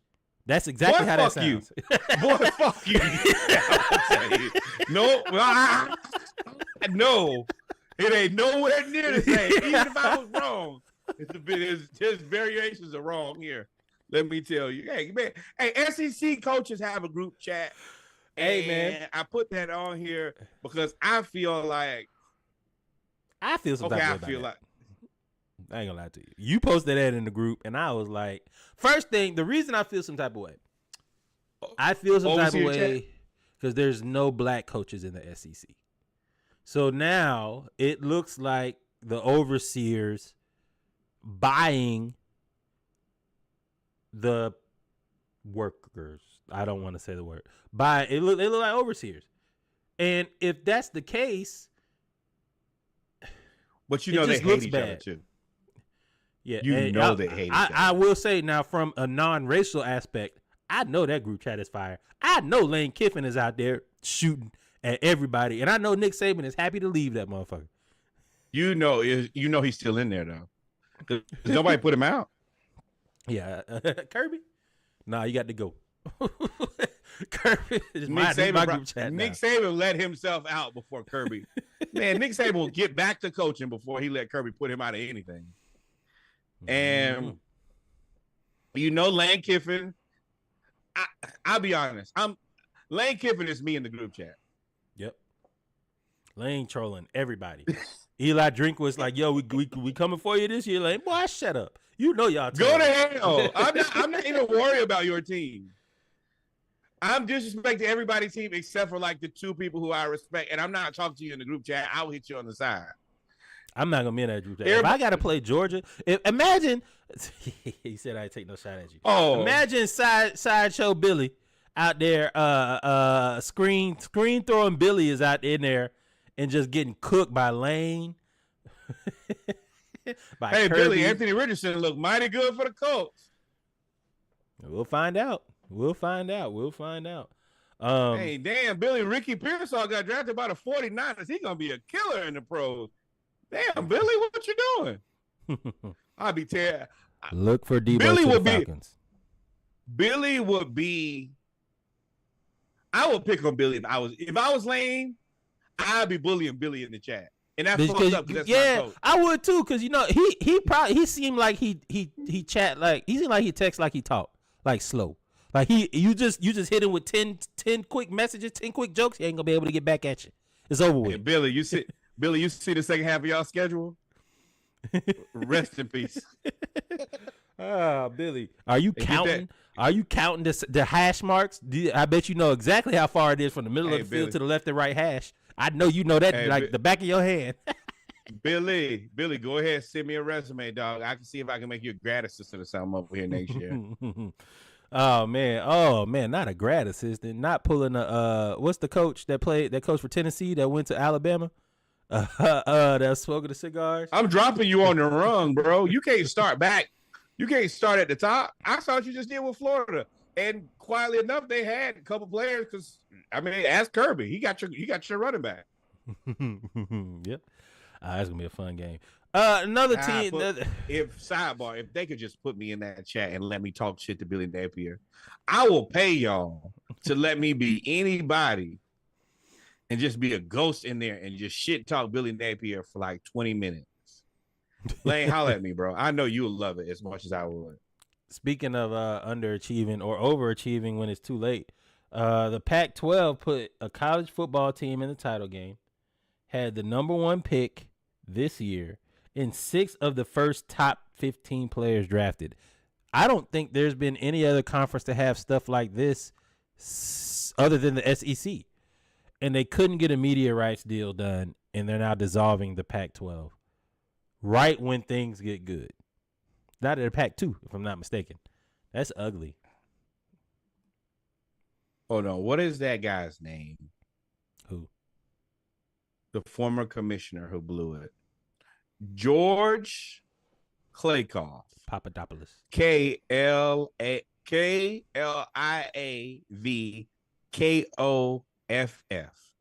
He is the guy who's responsible for all of this. He may be the guy who actually is the reason that football conferences don't exist much longer. But I want to be very clear. Instead of making the right decision, he let his entire conference dissolve. Instead of saying, yes, I'll take Oklahoma and Texas, you let them go to the SEC. You mismanage this. This is whose fault that is. Wrap your head around that. George, you suck. Now, the thing about you is you probably made enough money that you'll probably never have to work another job again. But let me tell you, the last job the money ain't the thing about that. It's the legacy now. Your legacy is terrible. And the thing about it is anybody who has the internet and Google will be able to Google and see who was the last Pac-12 commissioner, and that's you. And you're a clown. Yeah, I mean, this is similar to the Big 8. You remember, pausing that there. The Big 8 in the Southwestern Conference had basically Southwest football in Middle America. That was 80s, 70s, 60s football. Southwest Conference, Middle America, and HBCU. And in California. There was no Colorado. Nobody cared about Colorado or New Mexico State or all that. It was USC. So for you to be able to go from that and still produce and you had the NIL era just now starting up where you could really capitalize off the NIL. You could have went to Amazon. If you'd have just held on for one more year, you could have done rights to Amazon. There's so many avenues that you could have done and you just did not have the foresight to see. It's really, really sad. And now we basically, for Pac-12, we're basically about to have the. Now, one thing that's the advantage though, we say college sports needs to be more like the NFL, needs more like professional sports. Well, you about to get it. You about to get AFC, NFC, aka Big Ten, SEC, because the ACC is about to dissolve too quietly as kept. Florida State is trying to get out of there by hook or crook, and if they go, somebody else goes, it's a wrap. There's no point in Miami staying if they can't play Florida State. So now you lose the state of Florida. There will be a resettling. The pack will come back. I think that logistically, once you really look at this for any amount of time, you'd be like, this really sucks. Trying to travel across the country. I mean, it may work a little bit for football, but for every other sport, it's eventually just not going to be financially reasonable or logical to do.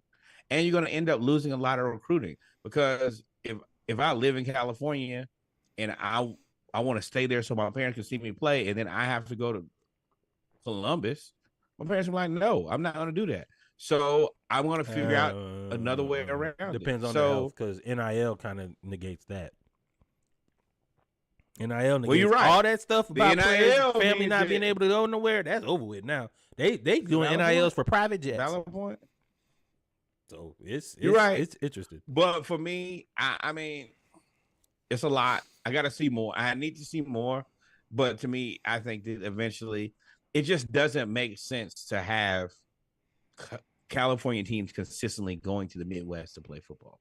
That's stupid. But this is all stupid because college football did not pay players until it was way too late. So whatever you get is what you got. Good luck and Godspeed. Hey, speaking of ACC. And dumber. Dumb and dumber. This is as dumb as you can be. Dabo Swinney is not utilizing the transfer portal by his own admission. They have added 0 players through the portal in 2024. They added, I think, 2 last year. They have lost the third or fourth most total. I think it was Colorado. I think UGA, who's always going to lose a lot, is going to have some in there. USC lost a few, and I think Clemson lost a lot. They lost like 11 or 12. Clemson. You're fired. You're going to get Dabo fired. Swinney is right. And we keep saying it. All right, now, Dallas. Now, y'all to let these young boys stay around. But Dabo Swinney is stubborn. He's the I hate making stuff racial, y'all. Y'all know I hate making stuff racial, but he's a stubborn old white man. Like, bro, you out there saying you don't want to change. I'm going to do it my way. I'm going to do this. And the ACC is passing you by. You finished 3rd last year, if I'm not mistaken. It ain't but about 4 teams in that whole conference playing football for real. So you and let me tell you something. If Dabo get fired, I don't see him coming back to a Power 5 team. He gonna be in the mid majors or selling insurance or high school or something. No, he's gonna be right over the next PJ Fleck. Or at Liberty. He's gonna be at Liberty. Liberty University. You know what? Why are you playing? That is the rightest of answers. Dabo will love Liberty. Liberty gonna spend that money. And he's gonna start his political career as a conservative. It's gonna happen. Everything aligns, and then after that, you can be Tommy Tuberville. Yep, Tommy Tuberville, one of the worst human beings on earth right now. Ooh, boy, I wish there was a way that we could get some glasses to see. We could see people for who they really are. I'd hate to say, yeah, I play for Tommy Tuberville, and then he'll go into Congress and is basically being a bigot. Like, that's just. Woo! Go to HBCUs, y'all. We are your HBCU homeboys. This is a perfect time to say, hey, listen, go to where you're wanted, go to where you're loved, go to where you're appreciated. Support HBCUs. Support HBCUs. 4-point game. Donate to HBCUs. Let's get to the NFL, man. Jared Goff has signed a quarterback extension where he is now the highest paid Detroit Lion in history. That includes Calvin Johnson. That includes Barry Sanders. He has signed a 4-year, $212 million contract extension, including $170 million guaranteed. The The Lions have awarded $444 million to 3 players, including Jared Goff, Amon-Ra St. Brown, and Penei Sewell, which, if you're going to allocate that much money, you need a quarterback, a left tackle, and a wide receiver. Check. So I can't get mad at him. And also, shout out to Jared Goff, because he was written off as the reason that they lost to the Patriots in the Super Bowl for the Rams, and he's come back, and he's got with the right organization. And they're finally doing right by their players. Unfortunately, our favorite players from that organization with other leadership were not. And he got his deal done. And they paid all the other people too. Shout out to Detroit, man. Y'all starting to run a good organization over there too now. Dan Campbell. I was going to say, I'm not mad with this at all. I think that if you looked at Jared Goff over the last, at this point, let's say 17 plus 6. The last almost year and a half, Jared Goff has been a top 7 quarterback in the NFL consistently. 2-point game. And I think you might be on mute. 2-point game. Oh, yeah. Oh, well, you're ahead of me. But for me, yeah, I think that this was a good decision. I think that he didn't like set the bar. He came in under, well, I guess what you would call reasonable at this point. It's so much money, it's difficult to get be paid like, less than Kirk reasonable. Cousins. Yeah, but it's a reasonable amount of money. He didn't break the bank. And I think that he's damn good. And he's young. He's in his 20s. There's no, and that's the other part. You could probably get 7 more years out of this guy. That, and you got to have a quarterback. And I mean, shout out to Terry Fontenot and what Raheem Morris did, but they're not a bunch of quarterbacks laying around. It's either you got a good one or they suck. That's it. That's where we are when it comes to quarterbacks. Or you got a guy somewhere in the middle who you probably like you're gonna be less comfortable playing. Like whatever you pay Jared Goff, Trevor Lawrence is gonna get paid more money than that, right? No. This is probably what Trevor Lawrence. This is the window of Trevor Lawrence where he's gonna get paid. Dead. Trevor Lawrence is a number 1 pick who's gonna get on his next contract. You have to pay him hands. He's gonna get paid. I would probably say probably $215, $220. You would. But okay, also, so what happens? Like you got a guy like Dak who's finna get paid again, right? Not by Dallas. Allegedly. Maybe. But what I'm saying Dallas is may go get Trevor Lawrence. That's the rumor. There's a world where Dak could mess up the Trevor Lawrence money, right? And whatever you like, you will want to pay Trevor Lawrence what you're paying Jared Goff, right? I think you are gonna pay Trevor Lawrence what you pay Jared Goff in that vicinity. You think? I don't think Trevor Lawrence resets. Oh my God, SGA. Oh my God. I don't think Trevor Lawrence resets the market.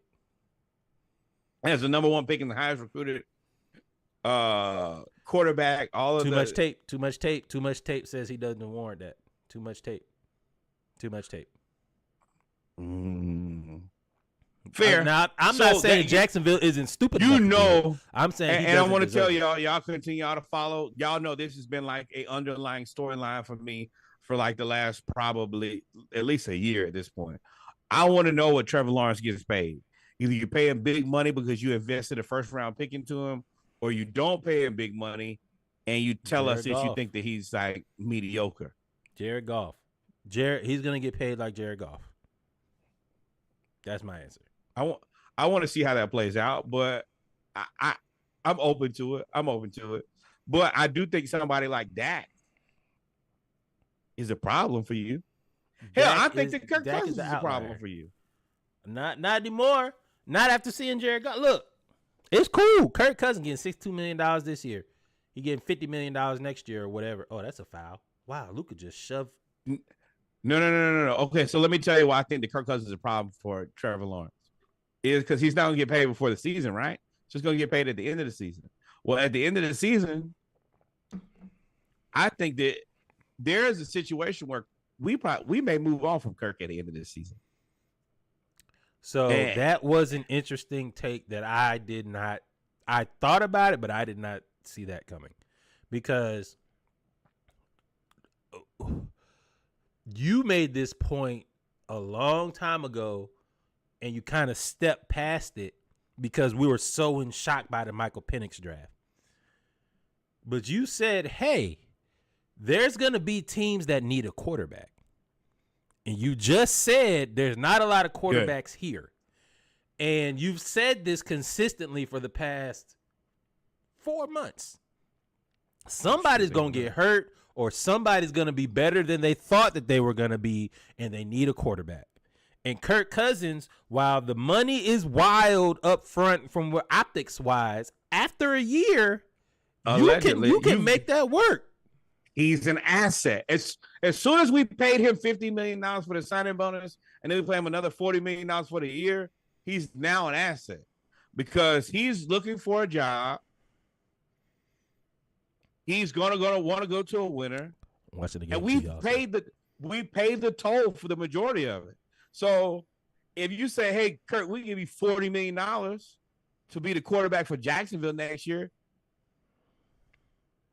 sure, you got to find a new quarterback, but do you really want to get into the mess with Trevor Lawrence for $60 million for multiple years? Do you really want to be the Giants and with Daniel Jones?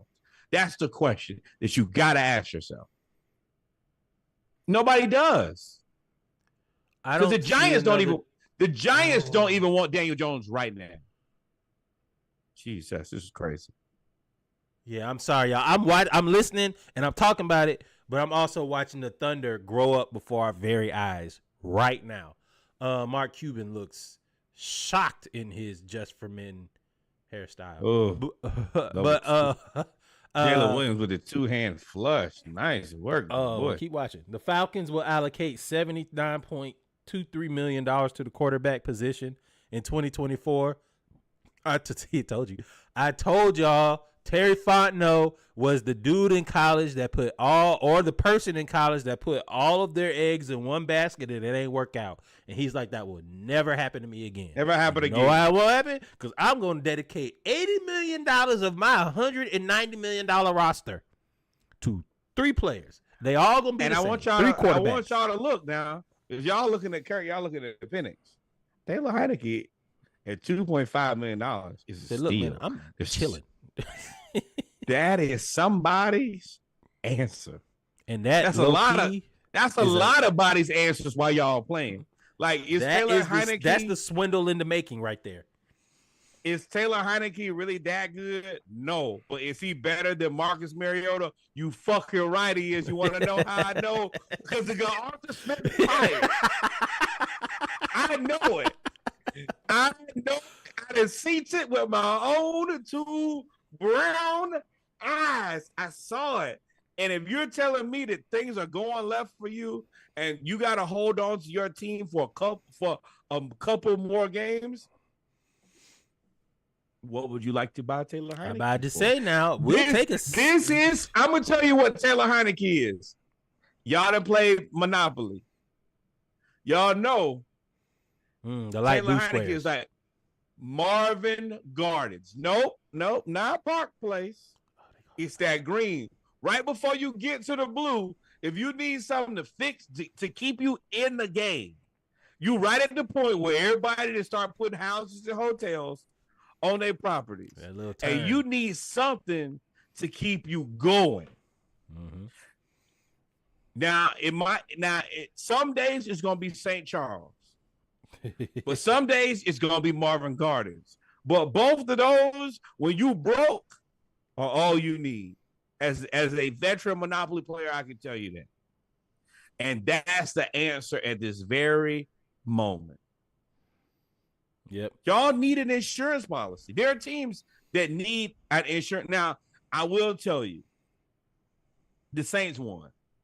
The Saints sneakily, as much as the Falcons ruined the draft, the Saints won the draft with Spencer Rattler, getting him at pick 100 million thousand. Because he's why? Because you drafted him so low, you caught him like his value is higher than that. I've been reading, once again, I've been on the YouTubes and the Googles. And if you really look at it, Bo Nix to Spencer Rattler ain't that much difference. But if you drafted Bo Nix where you drafted Bo Nix at, and you drafted Spencer Rattler where you drafted Spencer Rattler at, Spencer Rattler is a steal. And he's going to be able to sit for a year or two until you figure your team out.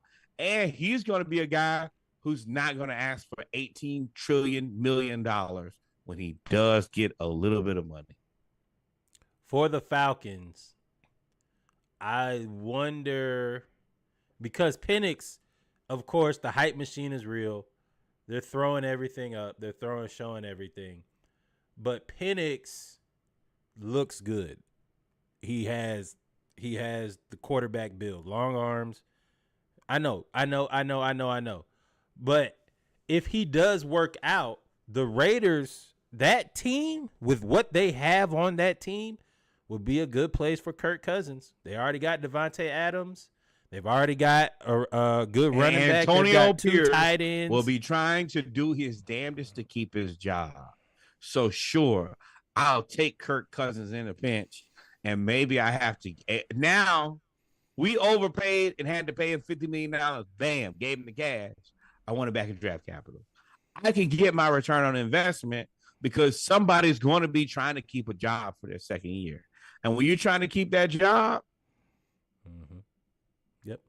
Yep. Hold on. Yep. I don't know. I got Watching the time game, out. y'all. It's 12 seconds. Where are you? 12 seconds left? Yeah, 12.3. I just saw the timeout, so I know I'm probably a couple seconds behind everybody else. Yeah, that's where we are. But that's why I yeah, stopped saying something. and I'm only looking at coaches that are doing their best to keep their jobs. And they're going to need an adult quarterback. They're going to need what Kirk Cousins does for us is what he can do for your team. He can stabilize your program. He can get you through a year where if you have the rest of your team, you can probably win your conference, and then you won't get fired, and you can draft the quarterback that you want. What did Terry Fontenot and Raheem Morris do? They doubled down and bought the insurance. They said, "No, I want my quarterback now." So when y'all need him, we can let him go. And let's be real. I don't try to get super excited. That boy Penix is throwing dimes. I mean, and darts. It's like, and let him sit for a year. He'll have no pressure. All you got to do for the next year is be an intern. Study the playbook. Learn the offense. Just learn the offense. And the other part that I missed, I missed it. Oh. Sorry, go ahead. Did he miss a shot? He got fouled. Oh, we'll see. So that was foul. The thing that he gets is the whole year to just watch with no expectation.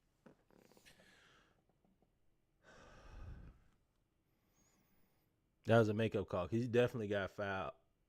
Oh, he kicked the shit. No, that's a foul. He kicked the back of his foot. That's a foul. It's a foul. It's a foul. It's a foul. You got me looking at the back of his foot now. Lou Dort accidentally kicks Luka in the back of the foot. That's what it makes him lose it. And that's the foul. He melted him. He melted him to the floor right there. Yep. With the James Harden zone. Yep. So now he's at the line. So I'm not gonna say anything. But Penix is the insurance policy. And worst come to worst, Kirk Cousins has a banging ass season, and you can still sit Penix for another season. It don't matter because you got him for 5 years. Sure. So it's the best case scenario. Everybody is killing the Falcons for their draft. Not anymore. Quarterback. Nobody's killing the Falcons anymore at all because of the way the rest of the draft played out. Nobody's killing them. Everybody's like, makes sense. The Falcons ruined the draft. Like Come on, single-handedly, Hawks. Do I the don't same know- thing, Hawks. I don't know ruin it the all. last time that I've seen anybody just ruin the draft for the. It's all right, I'm taking my ball and going home now. There's no other answer other than this sucks. Why would you do this? And you got to you got to give Terry Fontenot his credit, like as a mastermind. That's a ballsy move to make. Like, nah, I'm gonna take the last available quarterback. Y'all figure it out. And last available good quarterback. There are no quarterback. Next year, what are you gonna do? Are you telling me that in this season, next year, my answer is Shedeur Sanders? Or Carson Now, Beck, Shedeur, or Quinn you Ewers. need to send Terry Fontenot a fruit basket because he just cemented your value. But your value comes with way higher expectations. Your expectations Shedeur's gonna go to Dallas. Roof. Shedeur's gonna go to Dallas. That's what that. Well, he's a year too late to go to Dallas, but because you needed Shedeur to go to Dallas this year to put the pressure on because they're gonna have to re-sign Dak. They got to re-sign Dak, so he could go to Oakland. He might go to Oakland, but it's gonna be interesting for the Falcons because even though they picked a quarterback, they were expected to go defense, and these DBs out here, Terrion Arnold was the number 1 or number 2 DB.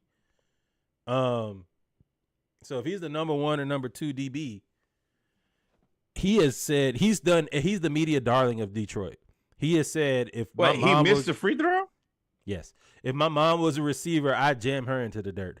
Detroit quietly has had one of the better drafts with Terrion Arnold, and then Kamari Lassiter found out. Imagine going to UGA and your biggest rival is Alabama, and you find out that your head coach was one of the best linebackers in Alabama football history.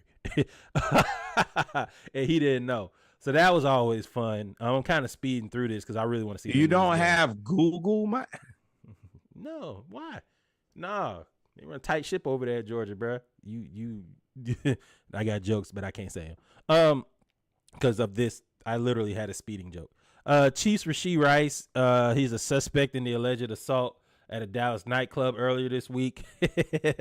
I'm not gonna go into the details of it. Prayers up for Rashee Rice. This does lend credence to the evaluations from scouts when they kind of start talking about character. A lot of times you assume that people are trying to lie about players to have them drop or rise or whatever in the draft. But sometimes, and a lot of times, some of these scouts are credible. And a lot of things that they said about Rashee Rice are starting to come into what's happening. So, oh, they called a foul. Yes. Okay, I won't say nothing else. So prayers up for Rashee Rice. The Texans, Houston Texans offensive room is kind of scary. I don't know how they play all of these people. I don't know if I'm the Falcons. Kind of. If I'm the Falcons, I may go try to poach John Mechie. Because they got Stephon Diggs, Nico Collins, Tank Dell, Robert Woods, Noah Brown. I don't know, Ben Skowronek, and John Mechie. They got 6 receivers, 5 that could probably start, 4 that could start. They got 7 receivers, 4 that could start immediately, 2 that could probably play. Yep. That's not he was pass the ball. See that unfortunately you were looking to pass instead of shoot and played yourself. Texans. Now this is next year. I probably a good problem and a Mechie. bad problem. Diggs as your 1, Nico and Tank as your 2, 3 interchangeable, and then Mechie is my 4. Robert Woods is a cool accoutrement, but honestly, you're older. Noah Brown and Ben Skowronek, y'all are older guys. You guys that I'm not interested in, but also you got 4.5 good wide receivers. That going into the season, I mean. And Robert Woods, I'm no tight ends. They about to run Ohio State offense. Woods, you're a movable body to me. Great guy in LA and all of the rest of that. But at the end of the day, I want Mechie. I use draft capital on him. He's much younger. Give me Dale, give me Collins, give me Diggs, and let me figure it out Robert Woods, honestly, I'm looking to move you not soon, but right now. They just signed I'm him. getting They're right not out. gonna move. They literally just signed him this offseason. Robert Woods is the adult in the room. Stephon Diggs, for everything that he is on the field, in the locker room, has been a question about his maturity and his character. Teams need another receiver. I can move him. I can surely move him. John Mechie is what you move because Tank Dell, even though you spent draft capital on John Mechie, you spent draft capital on Tank Dell because of the John Mechie situation, and Tank Dell ended up turning out to be. Well, Mechie is healthy now. Leukemia is over. I want you. Pause if applicable. But yeah, That's what I'm saying. The Falcons can make that work though. If you get Mechie and put him out there, and it's you have the opportunity. This is a team. If you're needing a wide receiver, this is a team that you go see. Yeah, Mechie. I'm interested. Like, as much as I like Mooney, Mechie is future facing. Penix, I think both of them are. I think Penix, Mooney is. Penix and Mechie play catch while everybody else does it go to work. And then by the time that it's time for y'all to come to work, I just need y'all to be ready. Yeah, Mechie is your Z. Drake is your X, Y, and then you have Mooney to take the top off the defense, which is crazy. But, ladies and gentlemen, we about to finish watching this game. We've come to the end of episode 151 of the Splashcast Monday Night Raw. We appreciate all 120 y'all tuning in. I guess it's 120 tuning in tonight, man. We appreciate it. Norwood, if we ain't miss anything, take us out. Man, we never miss anything. It's the realest podcast in the world. Shout out to the hundreds of people who watched tonight and have watched us talk about OKC and Dallas. Number one. I don't know if Marcel Ozuna is, wherever he is from, we support it. But number one, more black baseball. Number two, more black Cowboys and black cowgirls. I continue to see the country music scene continue to uplift African Americans. I also see here as just cowboys and cowgirls in general become more and more prevalent. Number three, by far the most important, the historic Black College University you went to, your cousin went to, your auntie went to, your uncle went to, whoever it was, the person used to sit in the back of the church and get in trouble. Whoever it is, send some money over there to their HBCU. The HBCU in the city in which you live, the one where you go to homecoming, step shows, to be around your people, to laugh, kiki, and feel special. Send some money over there. And then finally, the Hampton University, the greatest learning institution in all the world, the one that gave me a degree, gave Reggie a degree, just had graduation here on Mother's Day, did a fantastic job. Send some money to Hampton University, $18.68 on behalf of the Splashcast, realest podcast in the world, the one that you love the most, the one that y'all guys clock in and check in every Monday night, and then come back on Thursday to listen to, and on Wednesday for the Splashcast 24 or 36 pack. We give you music, we give you sports, a little politics in there, and we just love you guys. Outside of that, adios, mi amigos. Until we meet again.